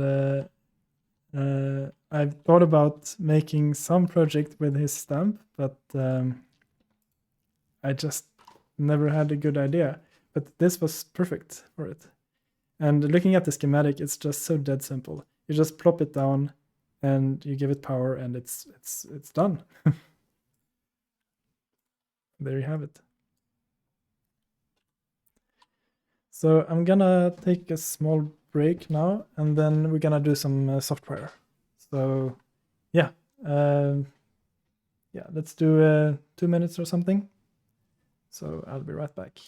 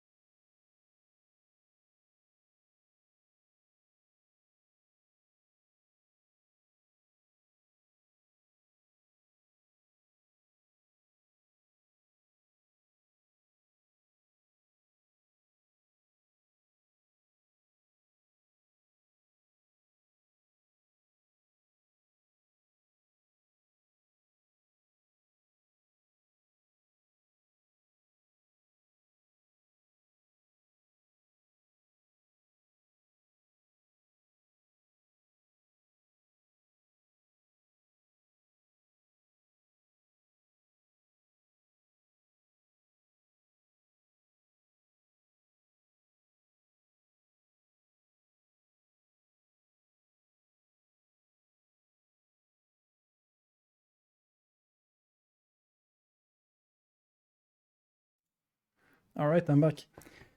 Yeah, you're completely right. Using the RP2040 directly, it will be much cheaper. But the thing is, for this, the stamp is perfect because it is sort of maker friendly. Like anyone can solder this down with just a soldering iron and no microscope. These parts are easy to solder. I've chosen 0603, and the switch is easy to solder. This one should be fine. The USB connector will be the hardest part, I guess, but yeah, it should be doable. So that's the idea, to make this sort of community friendly. And also, I didn't have to do all of this layouting and routing myself, so it saved me some time. So yeah, I think it's a perfect use case of the stamp. I just plop it down and it's done. So now it's time to do some RP2040 stuff. So let me just grab the hardware.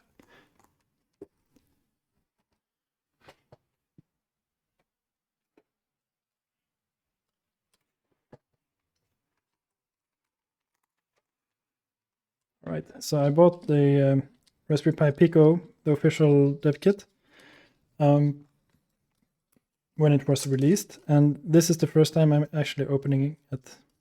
Feels... I've waited for this for a long time. But yeah, it is time to do some coding. So let me just find a USB cable.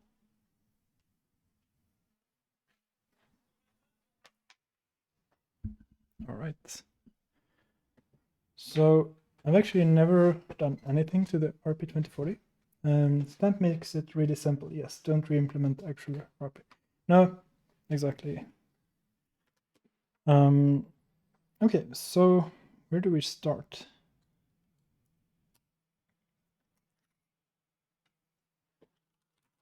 So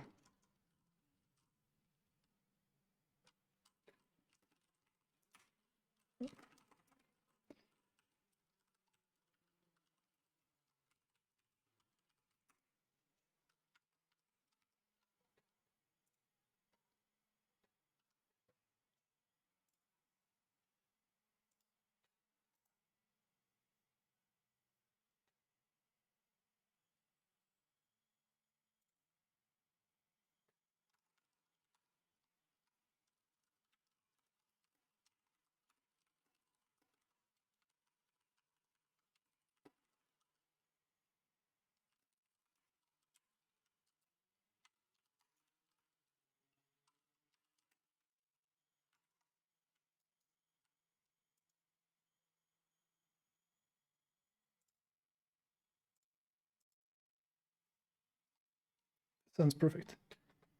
They have a dev kit? Yeah. I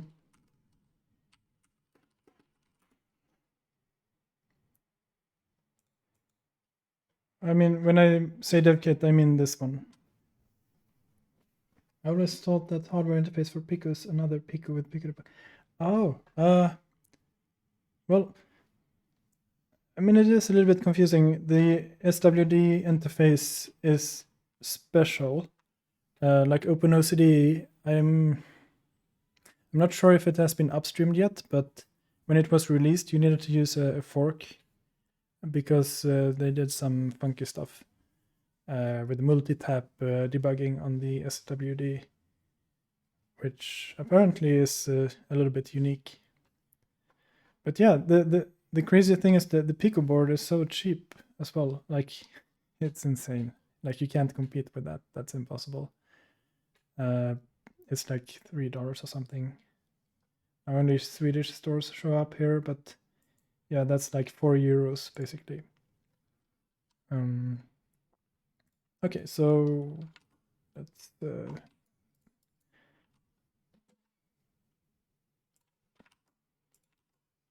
let's read the README. Okay, output over USB. Yeah, that sounds perfect. No.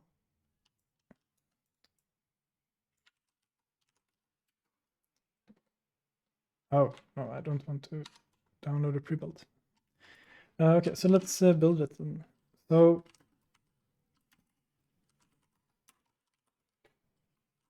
what is the correct way to build this then?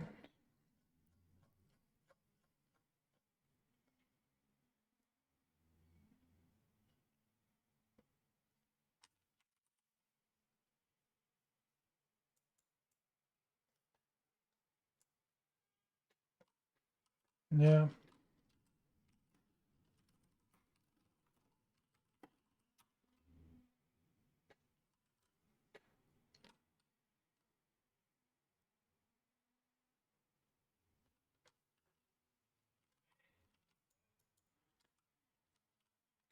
Okay, let's read the docs. Getting started.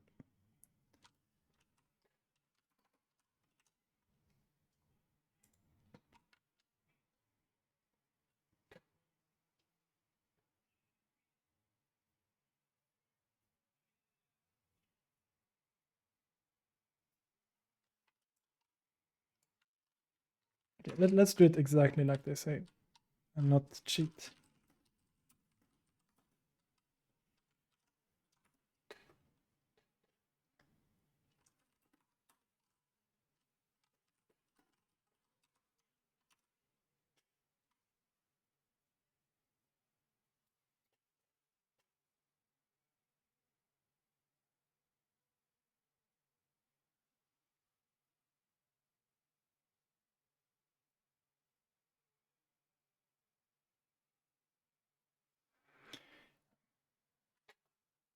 Yep.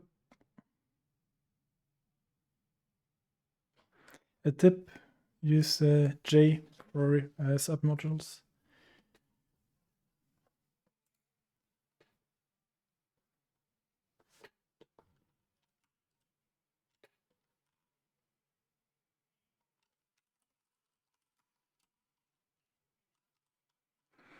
Okay, it's doing stuff.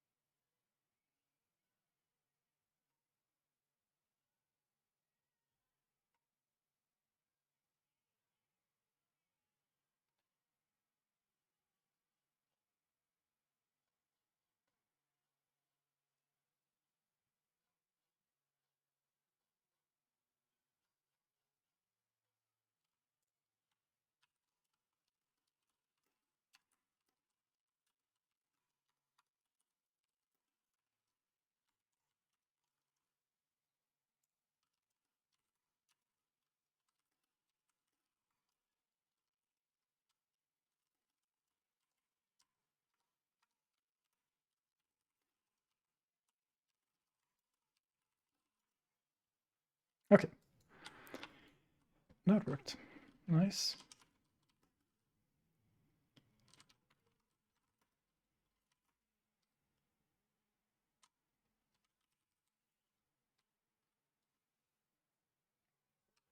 Mm-hmm.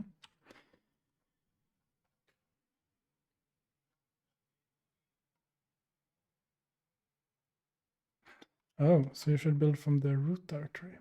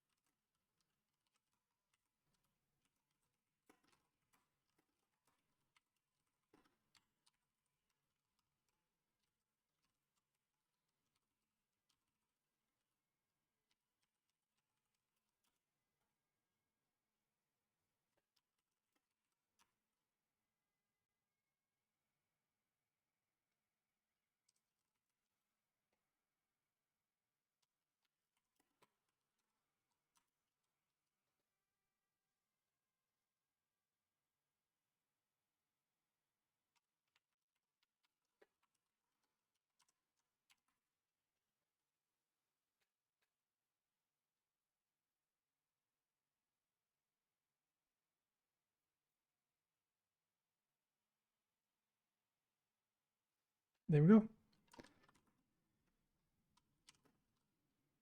Well, okay, so it built all of the examples. I see.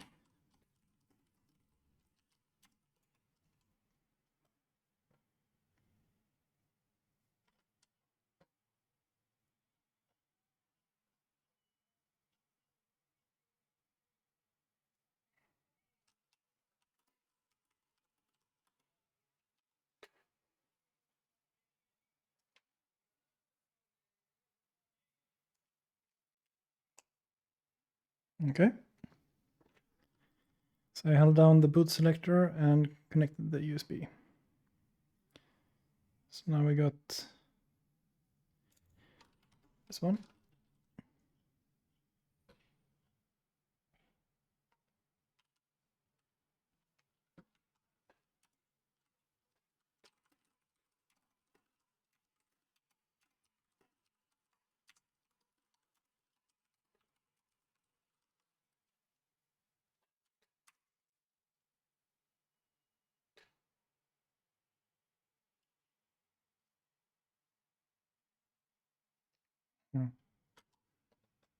Okay, so I tried to mount it, but failed. Oh, right, I should have mounted SDA1, I guess. There we go.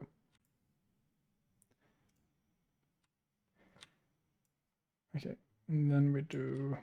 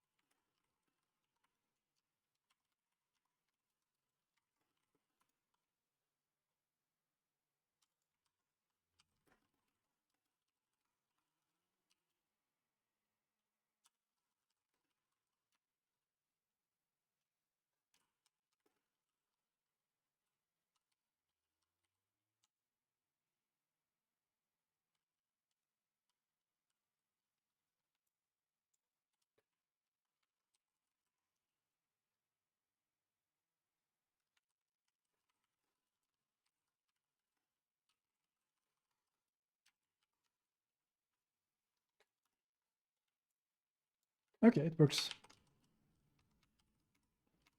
I just did like this, Pico.com, and it prints hello world.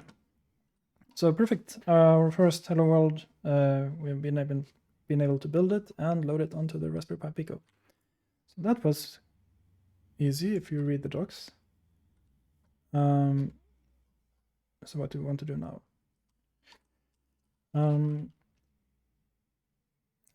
Yeah, I guess we want to mess around with the I/O. Oh.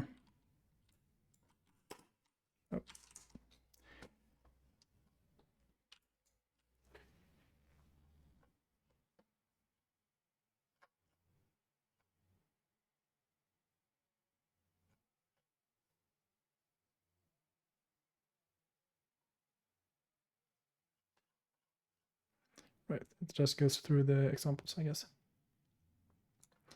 So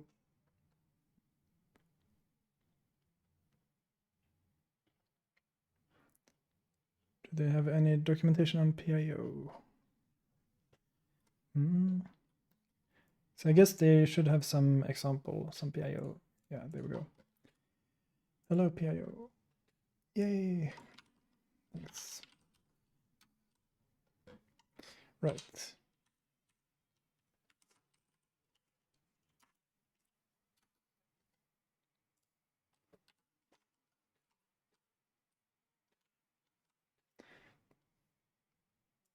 That's good to know.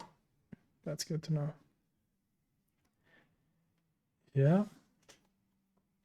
So I wonder what makes sense, where we should start.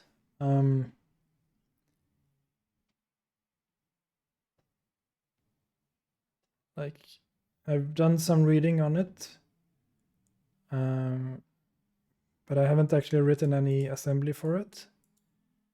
So, by the way, have you tried VGA or DVI examples for Pico? No, I haven't. but I could, because I actually got one of the DVI connectors from Luke actually, but I feel ashamed for not having used it, because I was really excited for it in the beginning, and then I don't know, my brain just wanted to do something else.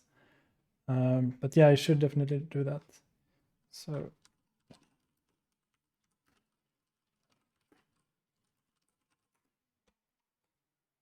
I guess, yeah, here we go.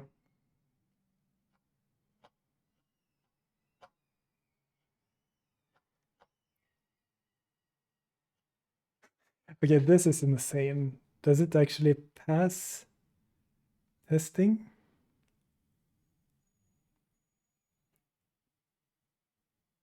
That I didn't know.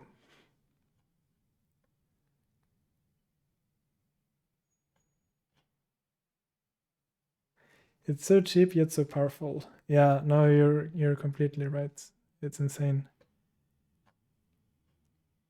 Yes, I have. Let's see here. I could actually hook it up.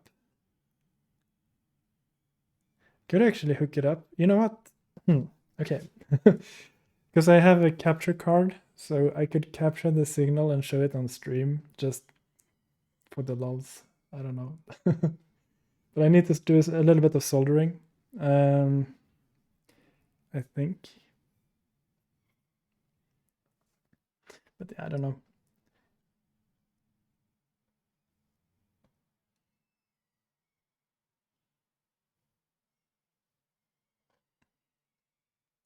So if we think a little bit, what kind of problem do we need to solve on the Pico itself in the N64 use case? So essentially, we need to implement this protocol, which basically, I mean, I've done it in FPGA in MyGen, but the logic is basically when these two signals are like this, and both read and write are high, when you get a rising edge on L, that is when the N64 has changed state on the GPIOs or on the AD pins, and an address is ready to be read. So when that happens, you should clock in and read the state of the AD pins. And then the H signal will go low. At that point, the N64 will change state of the pins. And now we get the low or high side of the word. So it's 16 plus 16 bits, 32 bits in whole.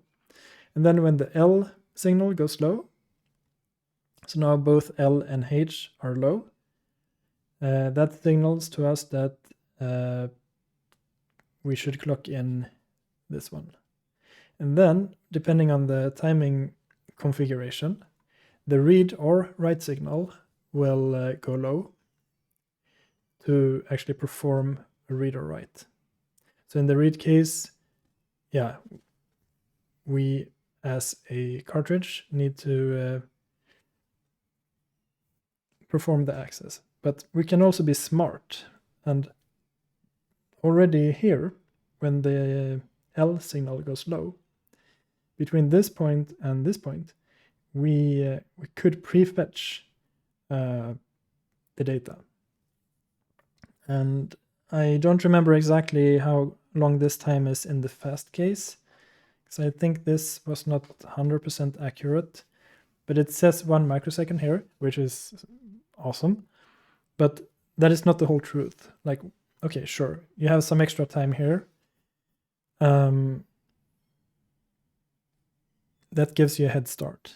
But then, after we have read one full word, these signals can just keep toggling and toggling and toggling. So you're just, and then the ROM will increment the address. So it will keep feeding data. So I believe it was 256 words. There is some documentation about this, but I'm not sure about how accurate it is. But it doesn't really matter. The main point is that once you are here, you need to keep providing data, essentially. So even if you have this head start, this time between this and this is what actually matters, and that can be quite low. So I guess one PIO state machine could be I don't know. We fetch the address, we clock in the address, and once we get this signal here, we could raise an interrupt and push it to the system, and then the interrupt handler can perform a RAM request, like fetch it from SRAM and provide 16 bits or 30, yeah, I guess 32 bits of new data, and push that to a FIFO, so that when we reach this, we do another PIO thing. So essentially, the PIO state machine will be like, wait for this, wait for this, and when we get this, shift out 16 bits into the shift register, and then wait for this, and when we get here, shift out the new bits. So now we have 32 bits in the shift register, which is perfect because the PIO is like 32-bit aligned, or something like that. Like the FIFOs are 32-bit wide. So at this point, we raise an interrupt to the interrupt handler. The C code or assembly routine or whatever will request something from RAM and write it to the FIFO and feed it to the FIFO. Meanwhile, the PIO state machine will start waiting, like blocking on a read.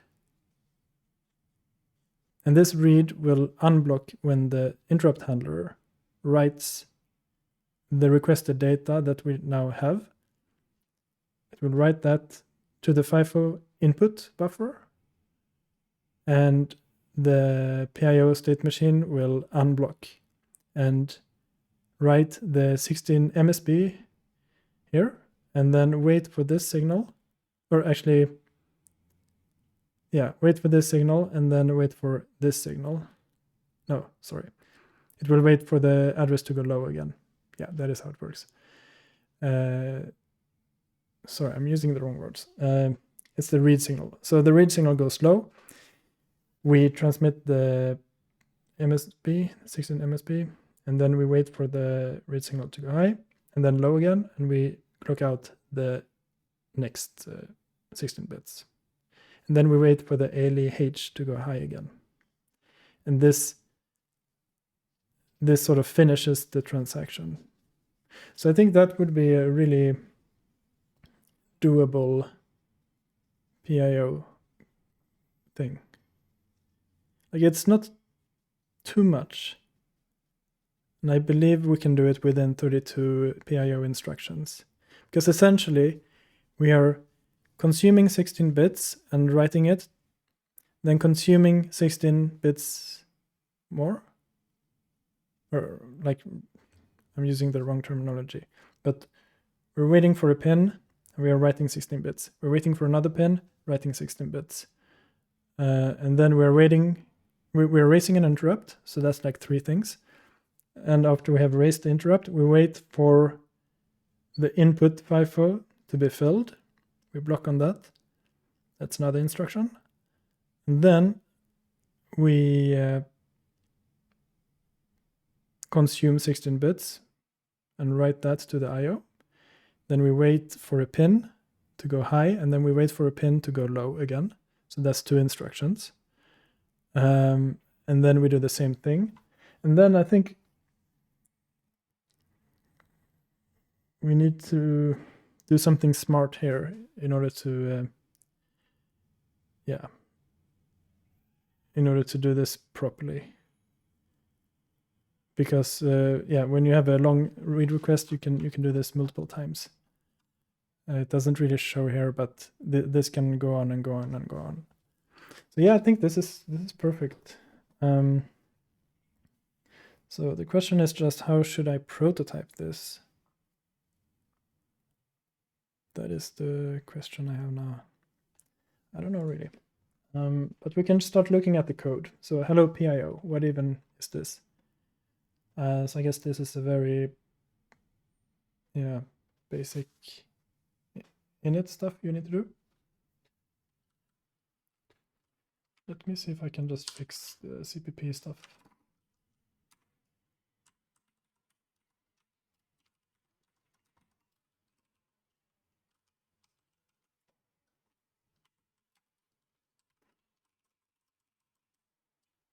What kind of card are you working on?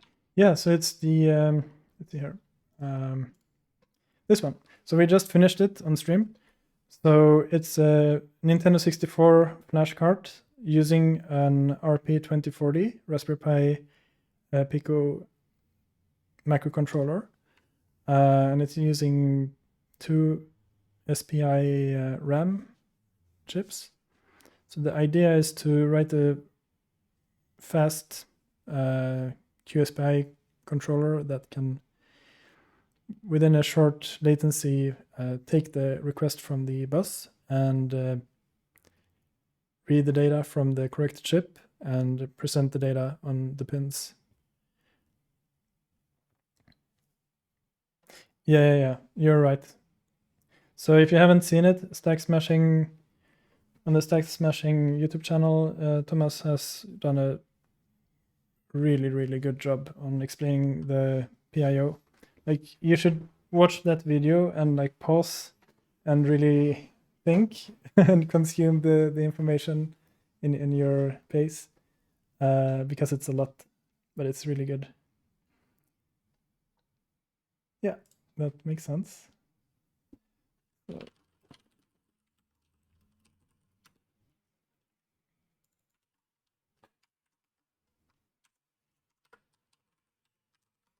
So you could load all kinds of stuff with the RP2040 as a go-between. Yeah, that's the idea, yeah. But this will not be like a fully fledged EverDrive competitor, never, because that's just, yeah, never gonna happen. It's too much work. But I do this more of a like a technical feasibility study to see, is it possible? So I just want to do like a bare minimum thing.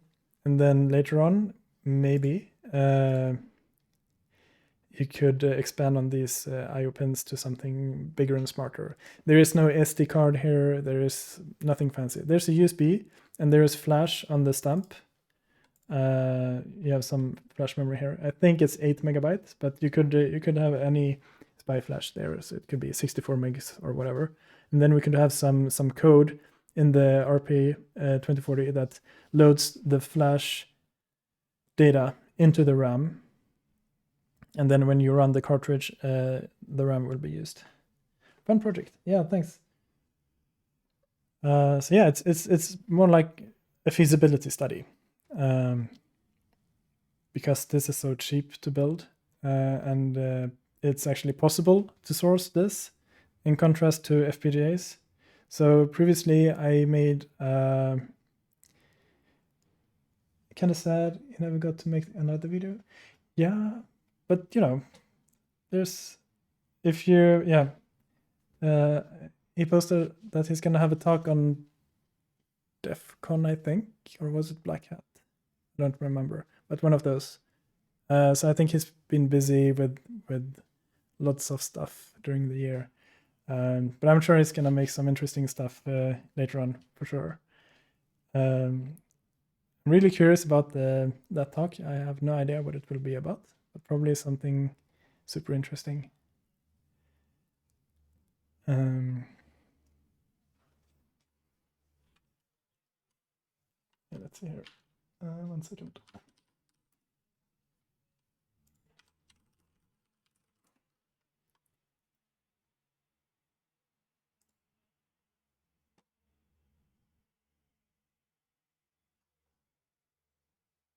Yeah, it was DEF CON. Yeah.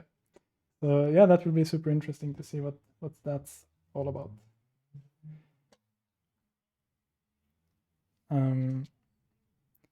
Yeah, so I started building a proper flash card using an FPGA and some SDRAM. No, yes, SDRAM, and an SD card and lots of other fun stuff. Yeah, okay, nice. Yeah, and for this project, I just felt that the stamp is perfect. Like it removes so much unnecessary stuff for me. I just plop down this thing, connect the pins, and I'm done. So it's perfect. Oh, okay. I don't know. That's cool. Yeah. This is actually literally the first time I'm coding for the RP2040. I've never done that before, so bear with me. I wonder where's the headers. Where are they located? Pico, yesterday.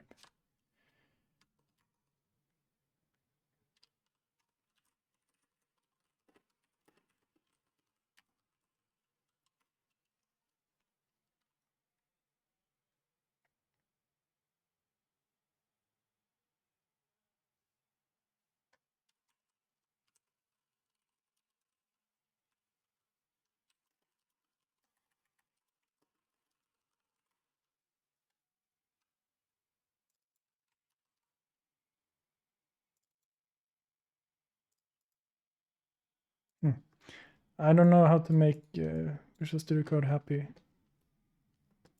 Oh well.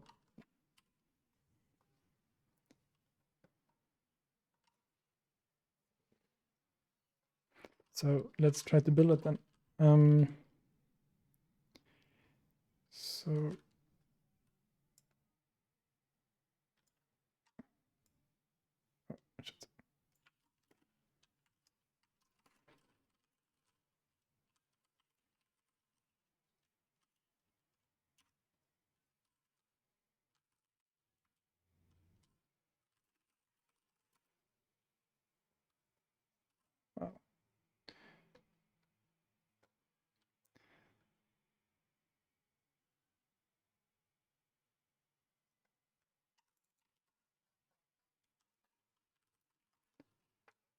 okay. So what does it do? Use PIO 0.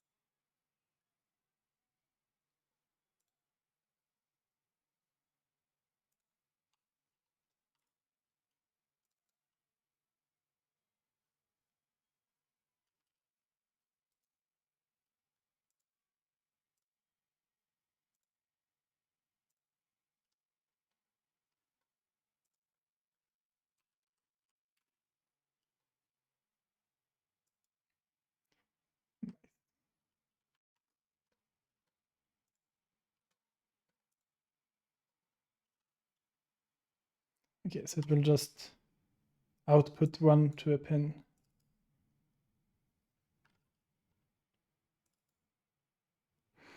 And pull means that it waits for the input FIFO, I think, right? Or TX FIFO. Oh, so the terminology will, I'm sure I'm gonna get this mixed up so much, which is input and which is output.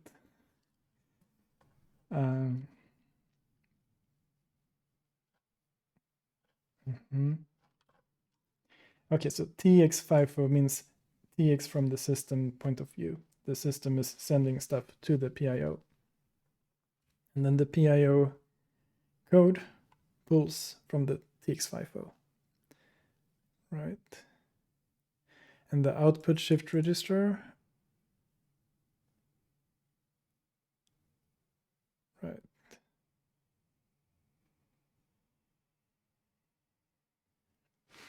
Yep. All right. So I wish I could build and deploy this with like one single command, but I think I will have to pull the plug, press the button, and mount and sudo copy for every iteration. That's gonna be a pain. We'll have to do it.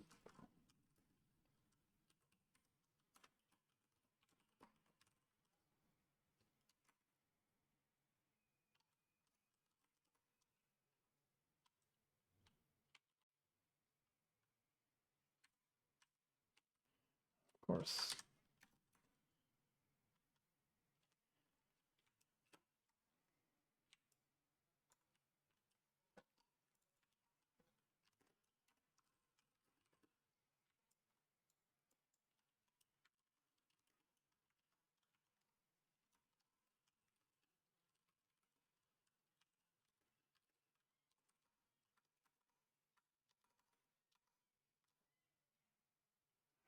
Just go with Pico debug.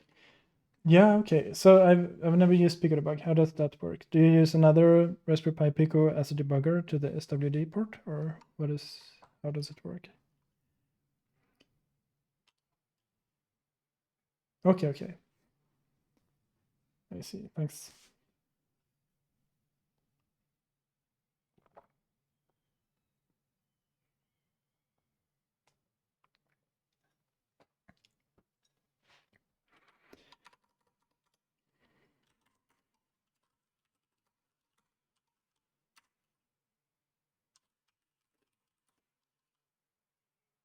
Yep, okay. The LED is blinking. I actually have a camera. I'll show you.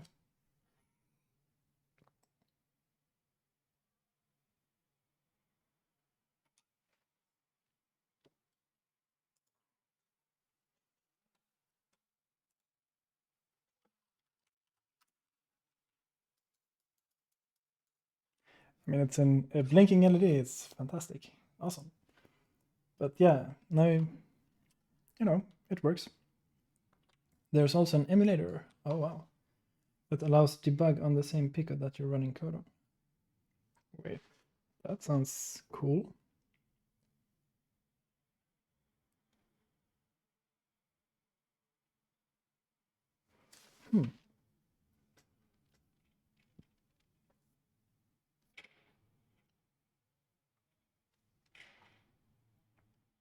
I think what would be really cool is some sort of quick iteration framework for this.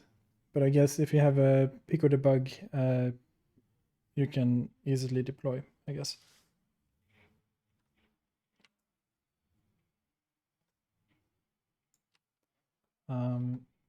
Okay, so how do we do anything interesting now?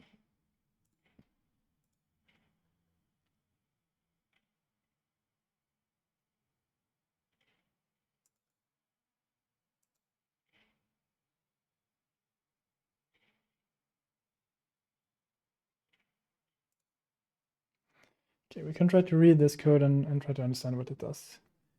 Pop two 32-bit integers from the TX-FIFO, add them together, and push the result to the TX-FIFO. Wait, now I'm getting confused again about the terminology. TX5, shouldn't it be RX-FIFO?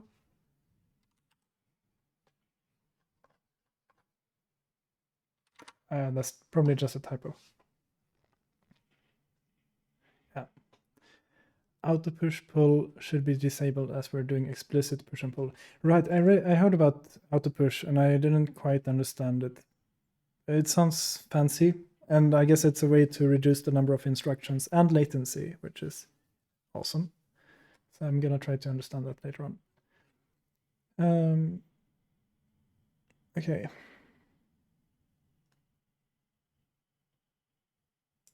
So pull. It fetches 32 bits from the. Is it OSR? No. Yeah. Okay. Right. So TX-FIFO is the FIFO, which is I think three 32 bits or something? and then we do pull. And now the output shift register contains the 32 bits, the last 32 bits from the TX50, right? And then move, right? So that was pretty cool that you can have, a couple of operators on the source register, or whatever you want to call it, the source. Then we move it to the scratch register X. We have X and Y. From what I remember, you'll read from pins into ISR.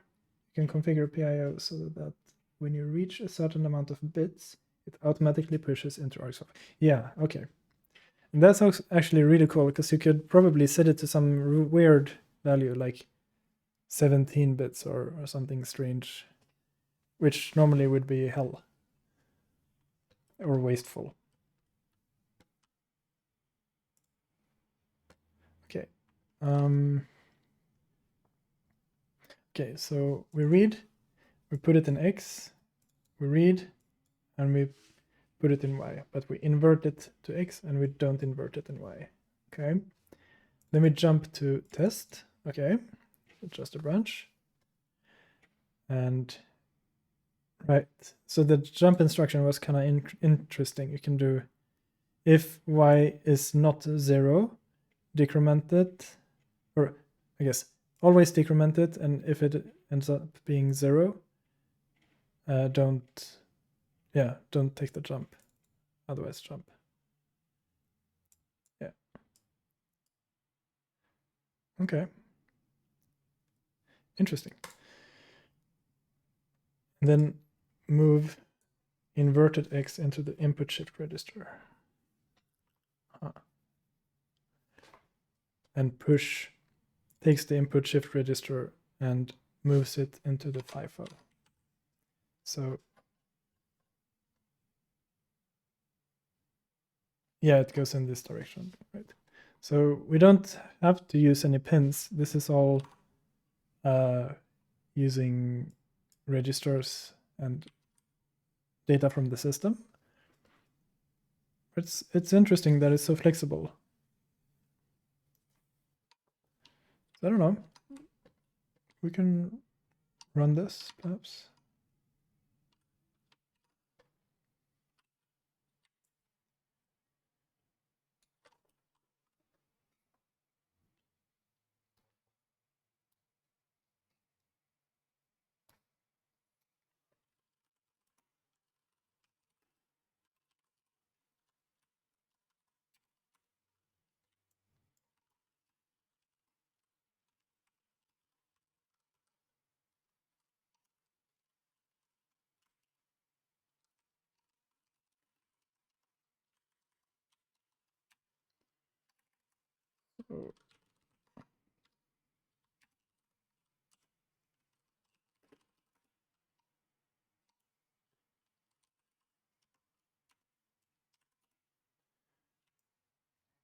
Okay.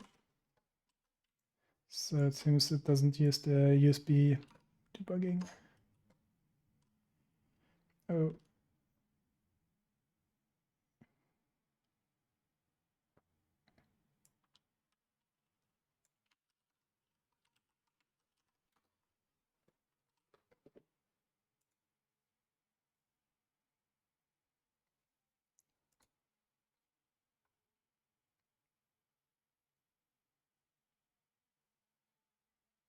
Okay.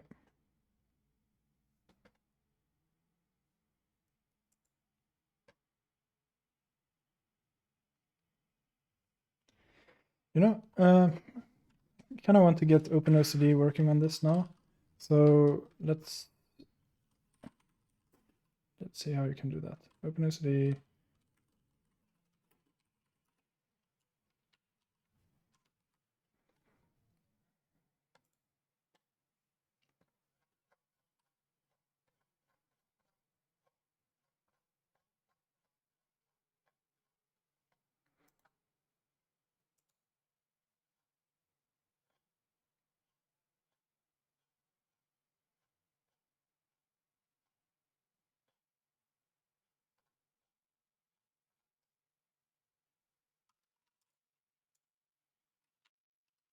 Question is if I have this.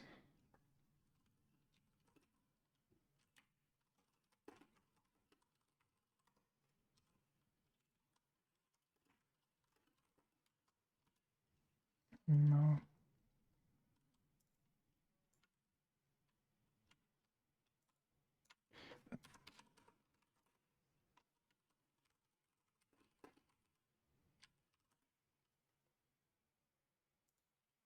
Yeah, they have their own fork. I guess I have to build it.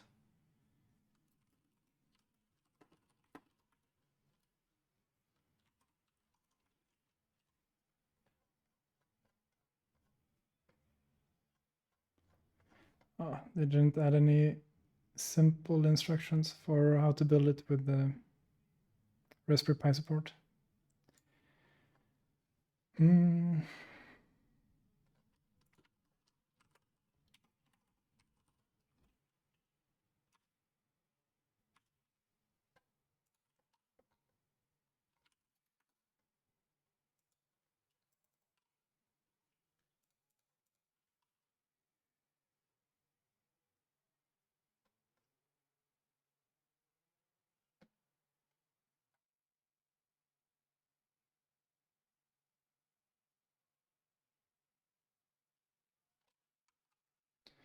I had it working with OpenSSD and JLink, but yeah, maybe I had to install a specific OpenSSD. Yeah, I think that was sort of the consensus a while ago. But maybe it could also be that I have that I'm running an old OpenSSD.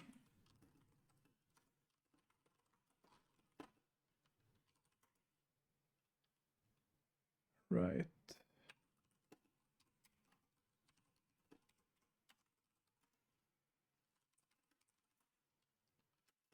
All right.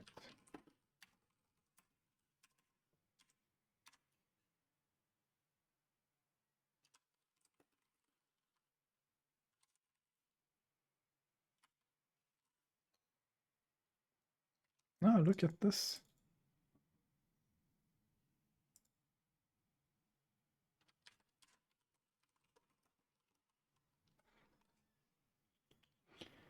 Okay.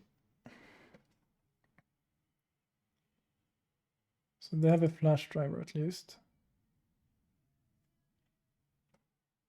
And here, okay. Okay. I think actually that might work. So now I just have to build OpenOCD correctly. Gonna cheat.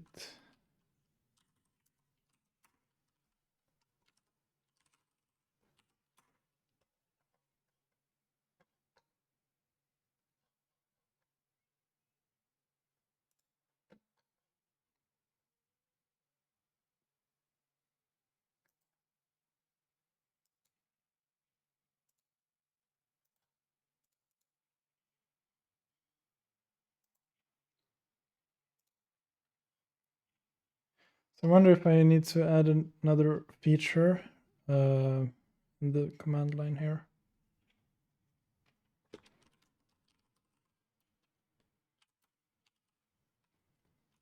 Where does it say? All right.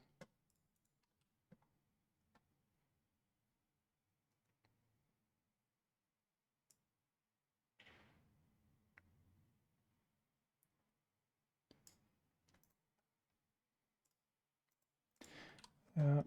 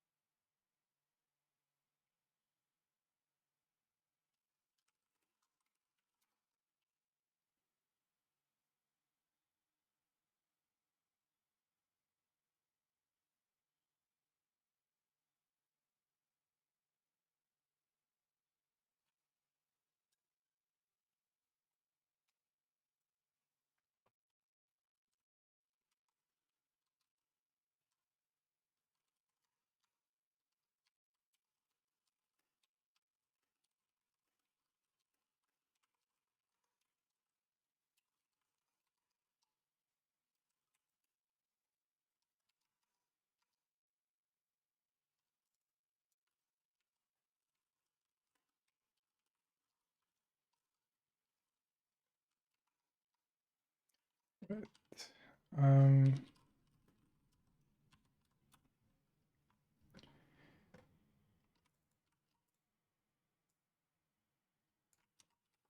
So we're gonna want that and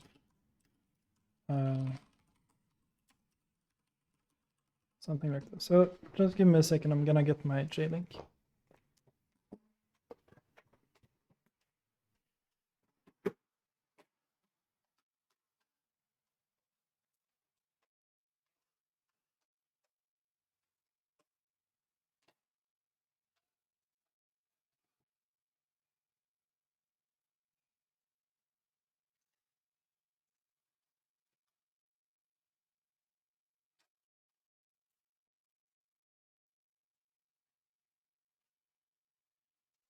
I'm gonna get some macro grabbers. 1 second.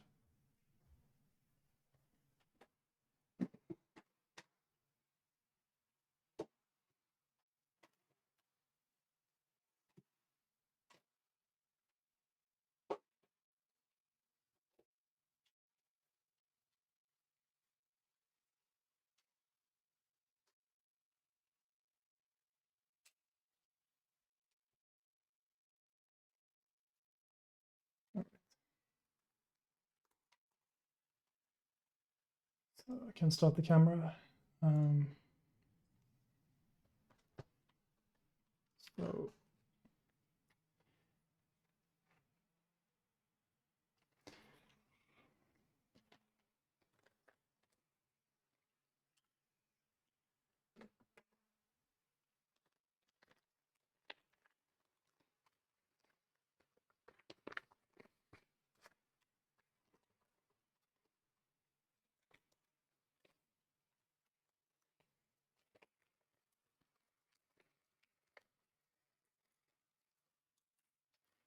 I guess I'm gonna need the 3.3 volt ground and SVD IO and SV clock.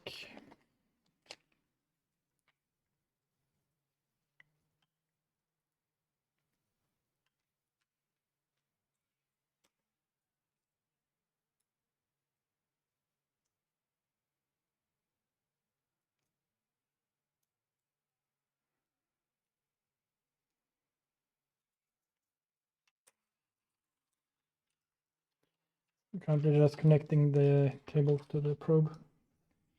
Takes a little while.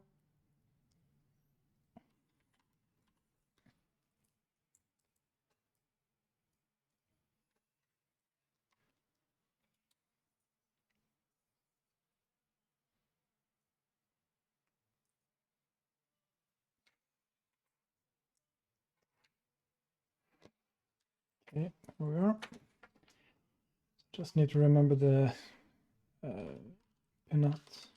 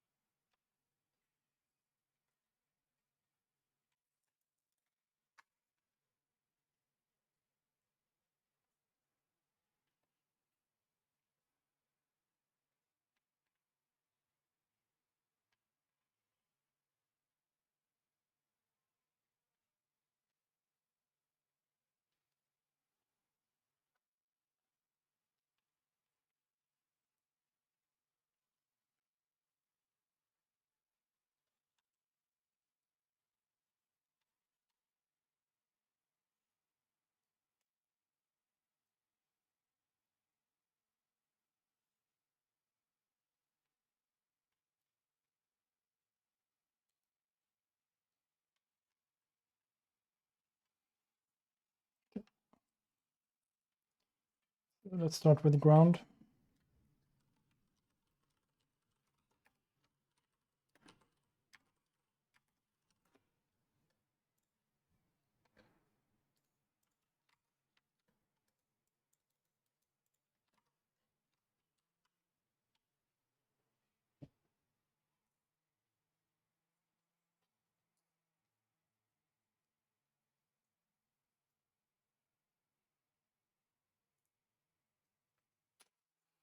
My light here is so bad. Don't see anything.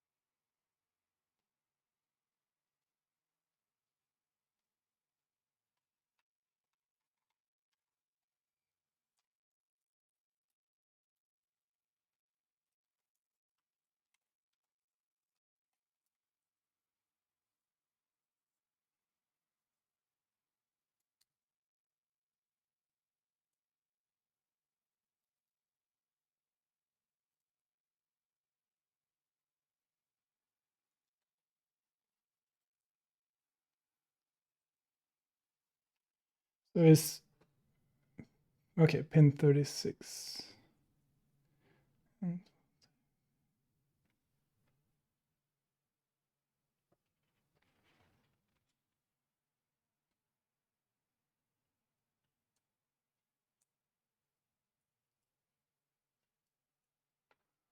Okay, there we go. So finally, it's connected.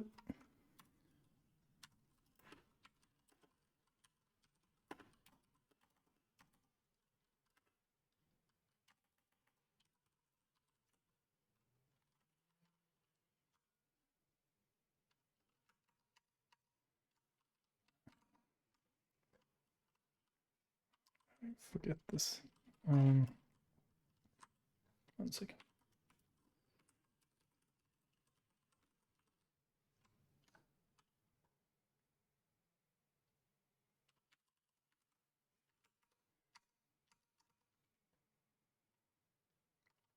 Isn't this the way you usually do it? Dash F interface JLink.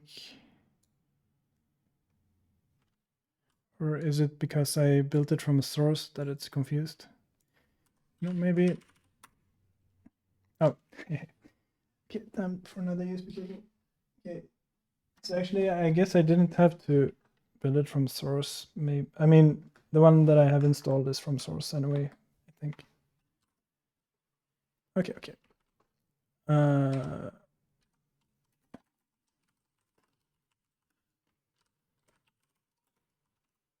Okay, something is happening.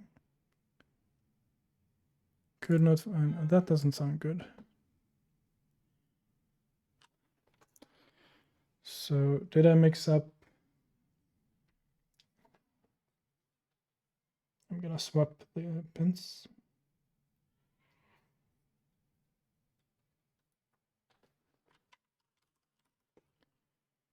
No.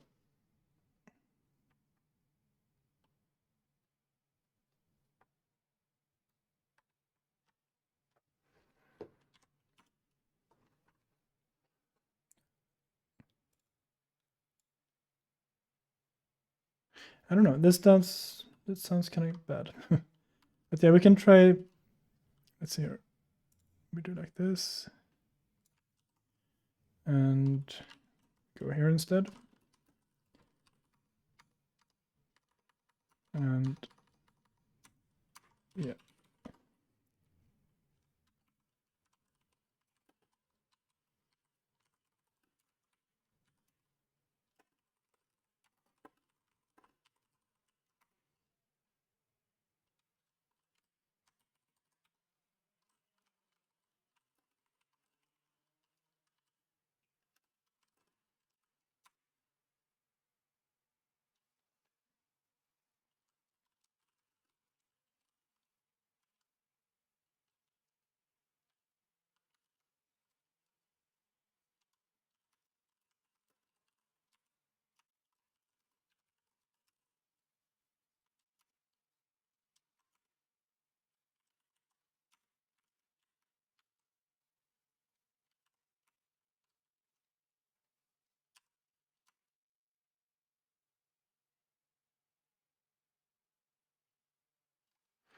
Okay, it just does not want to work. Oh, sorry, I had the wrong screen.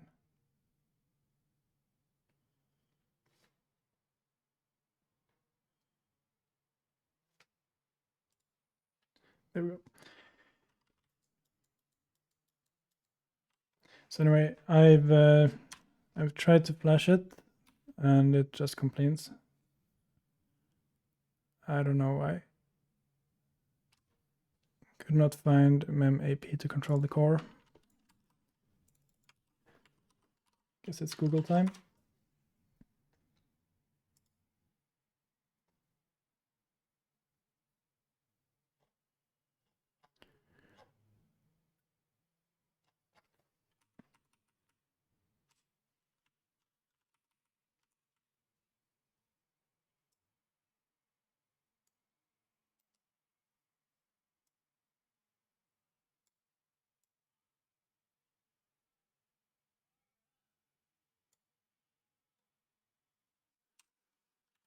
Is it that it doesn't do init properly?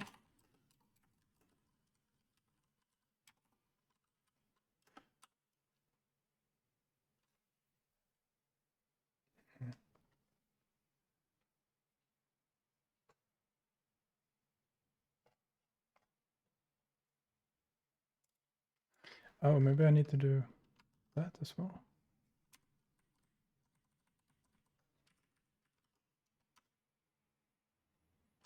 Oh, invalid command argument. Oh.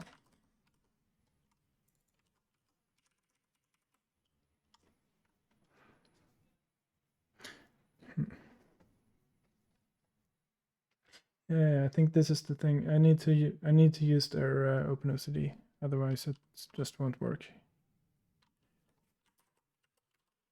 But I remember.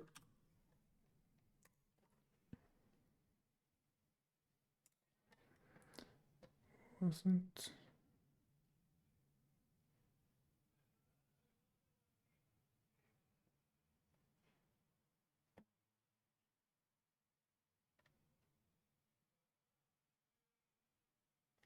This one.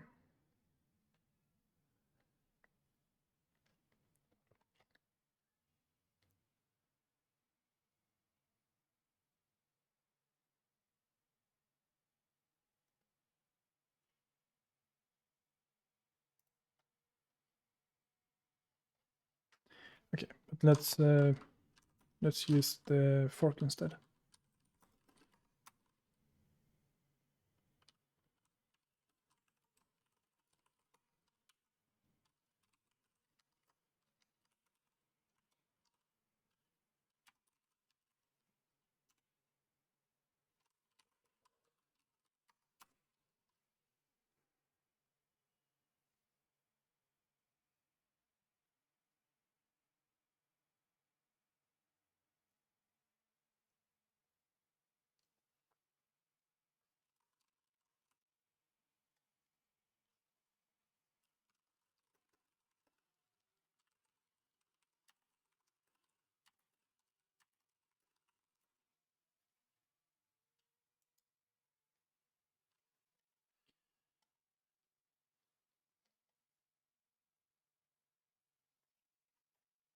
Okay, interesting.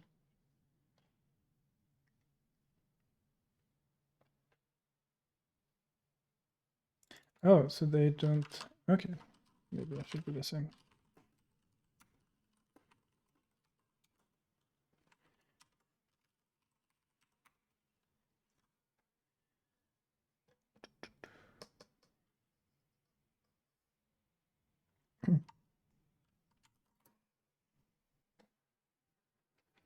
Yeah. Oh, by the way, I don't have any music on the stream for copyright reasons, and it's a pain to choose and stuff. But sometimes it gets a bit silent, I guess. That's just how it is.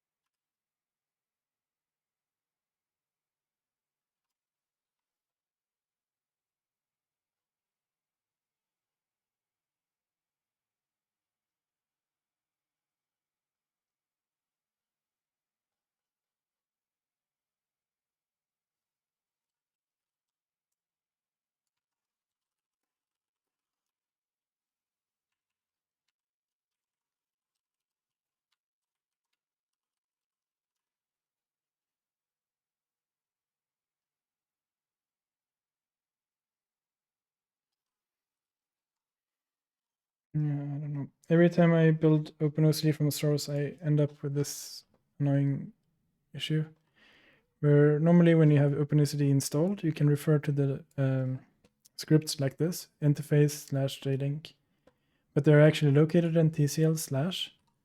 How do you usually get around that? Yeah, you're right. It's better than having one BGM on repeat, for sure.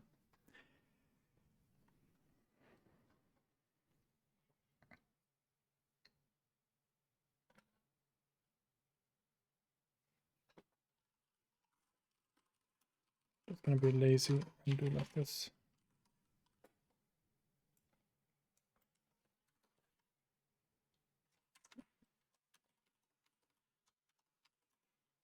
Okay.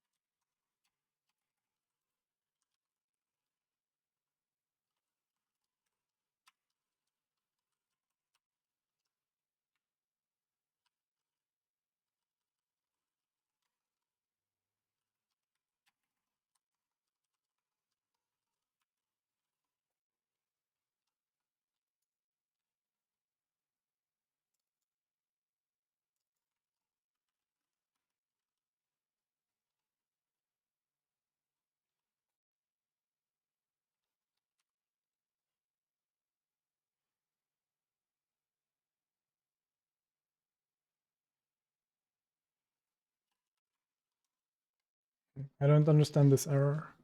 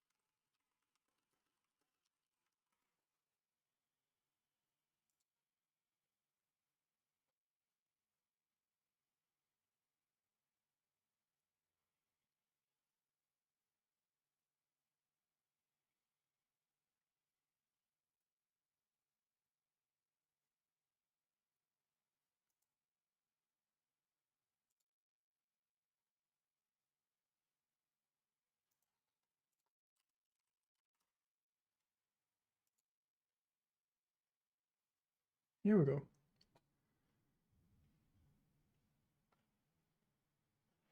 Okay, so far so good.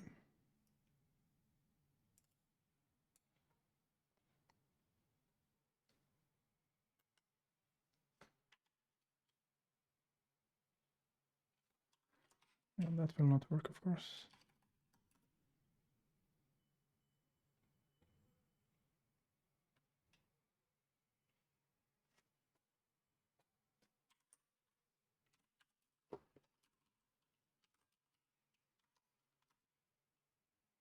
Huh, okay. I think we have something now.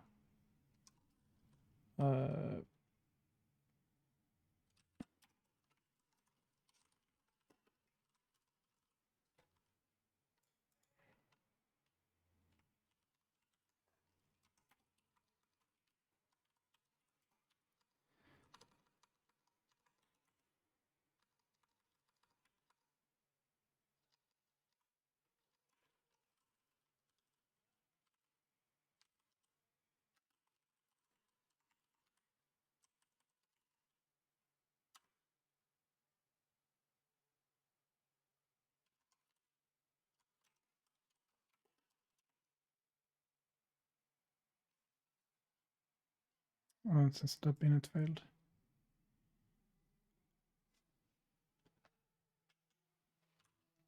Grep for target. Yeah.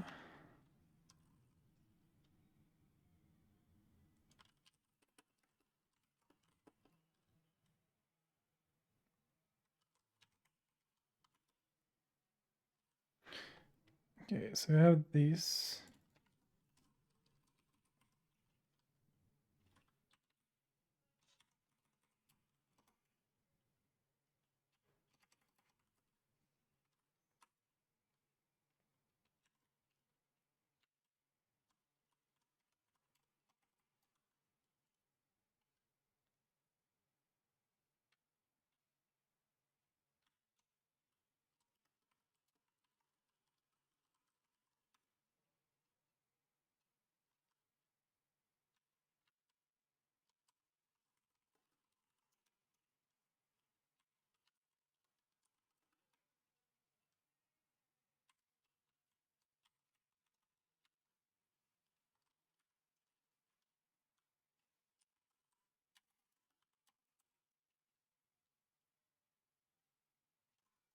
I don't know.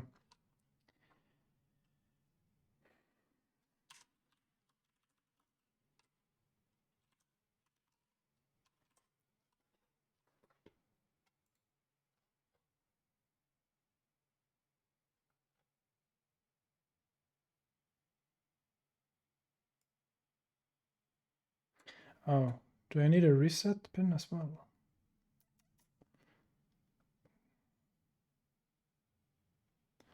I mean, I could connect that, but I don't know. And I could try to run Segur.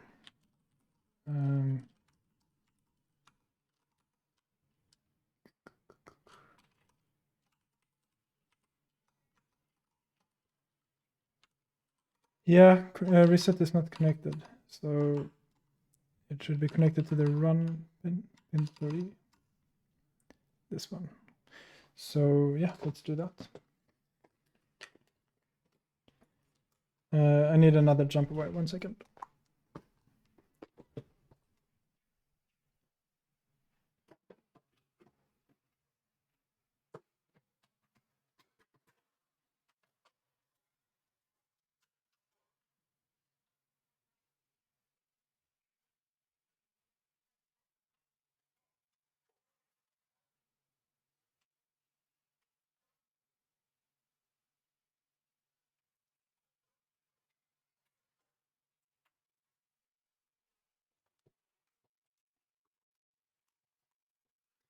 Okay, so where does it go on the J-Link?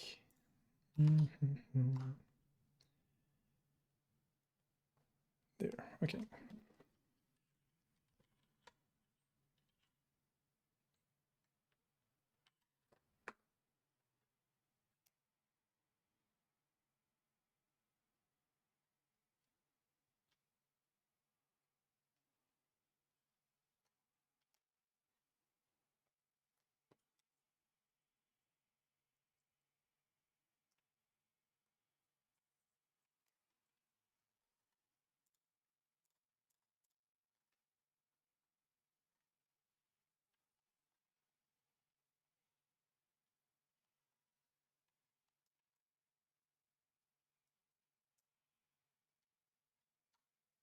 Okay, there we go.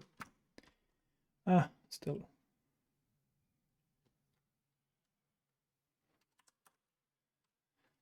No, that didn't help.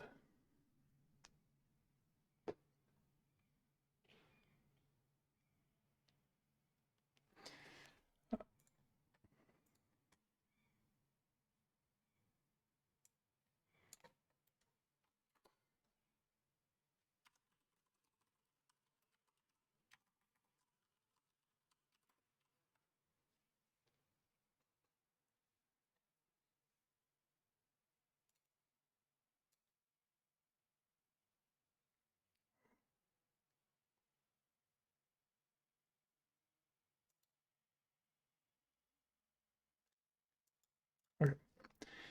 I guess that is when the firmware was compiled on the J-Link. I just got a little bit confused about the date.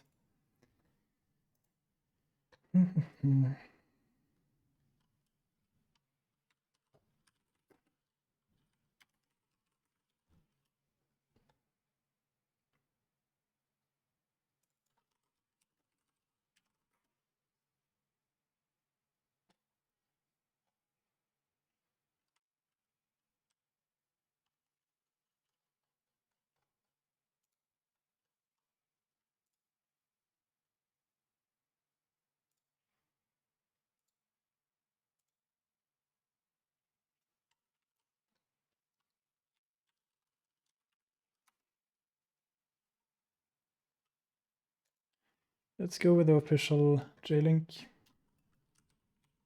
Oh, look at this. It has support.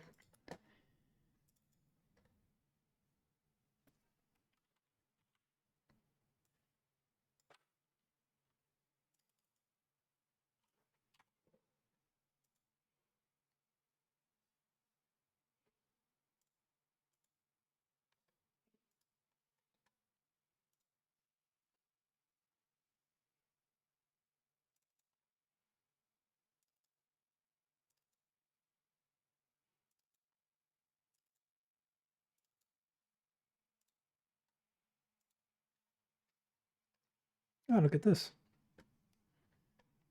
We got signal.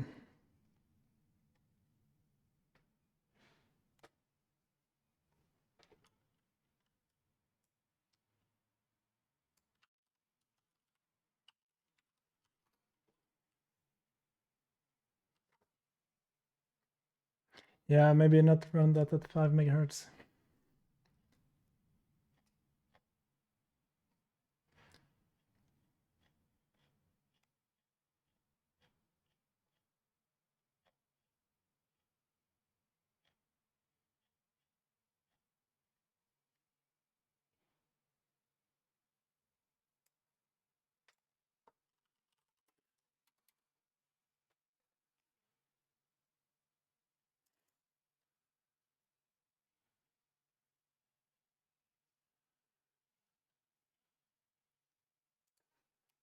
Yeah, but this was really annoying that OpenOCD didn't work out of the box. I mean, the OpenOCD fork. But yeah, Ozone works, and we can debug the memory and everything. That's nice. I almost never use the official JLink tool, so I don't really know how to write the make file for this, but I guess it's possible.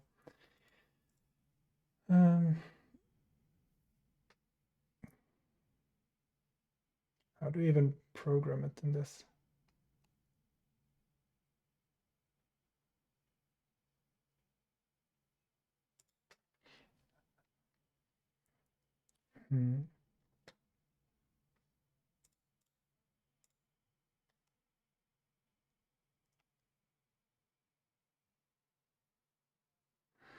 Well, this is an evaluation.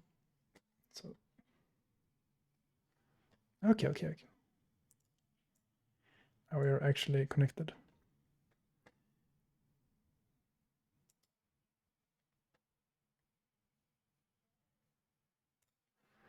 Okay, so how do you actually download the ELF file in Ozone?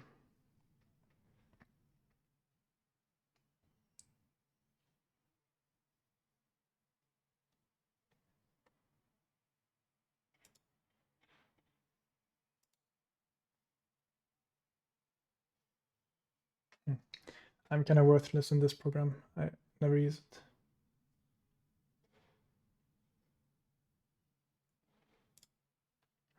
But anyway, we have proven that we're able to connect to it. It's just OpenOCD that is problematic for some reason. I don't know why.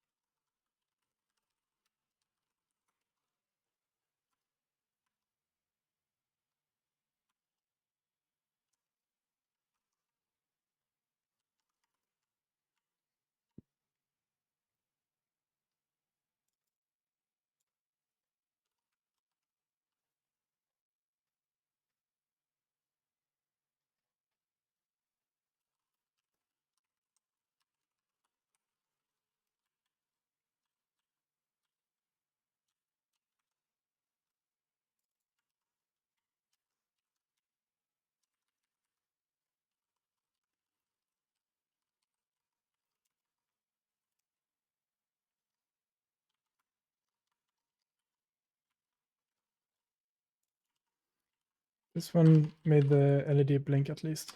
So let's try with that. Source, mostly list. Okay.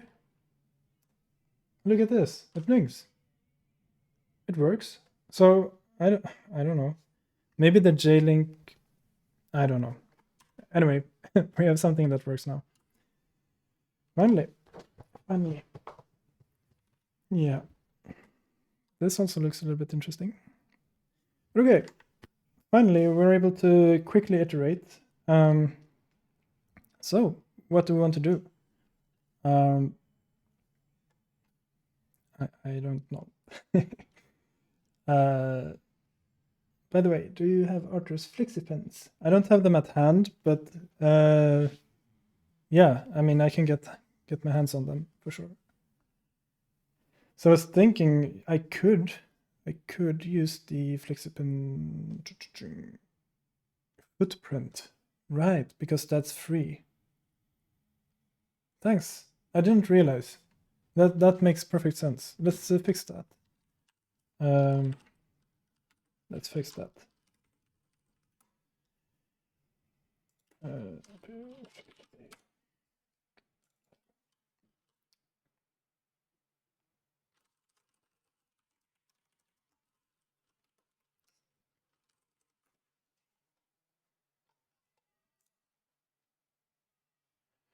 So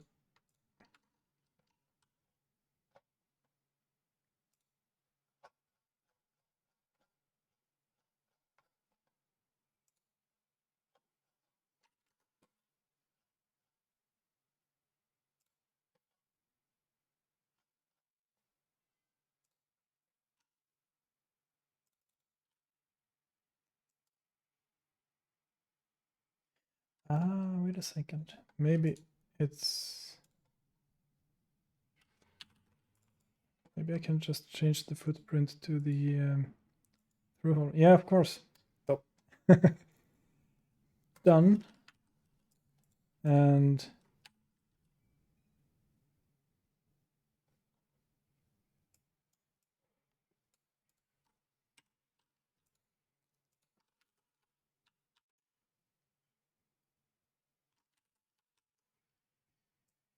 wait.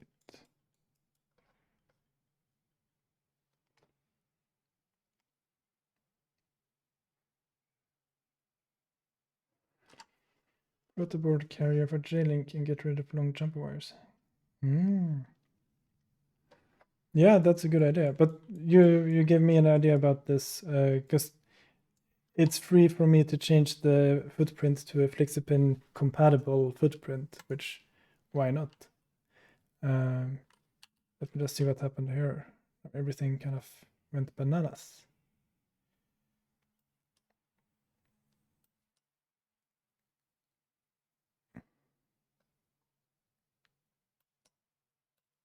I messed up something big time.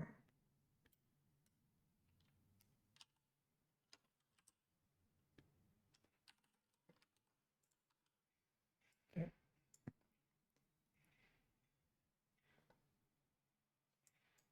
So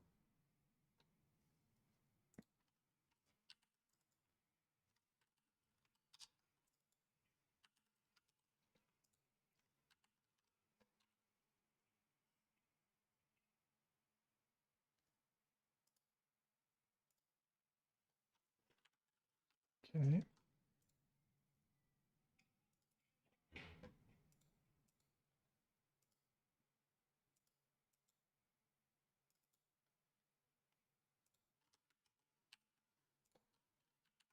So I'm pressing F8. Replace footprints. So it is going to replace the RP2040. Maybe it's rotated wrong. Or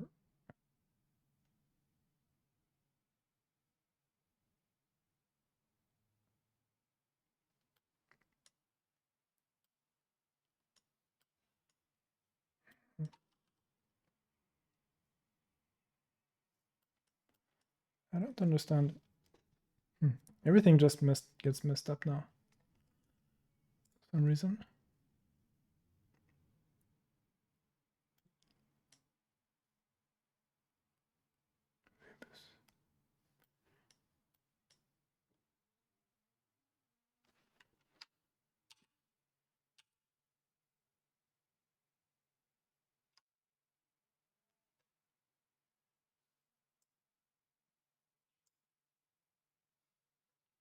Ah, do you see it? 3.3 VBus.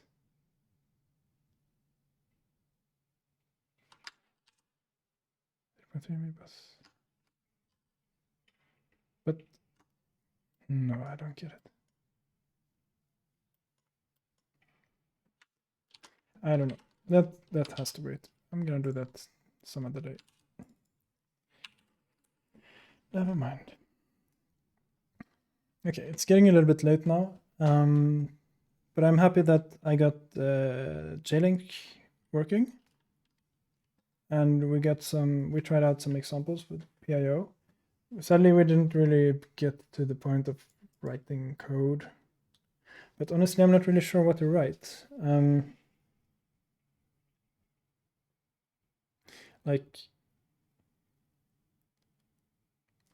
I don't know.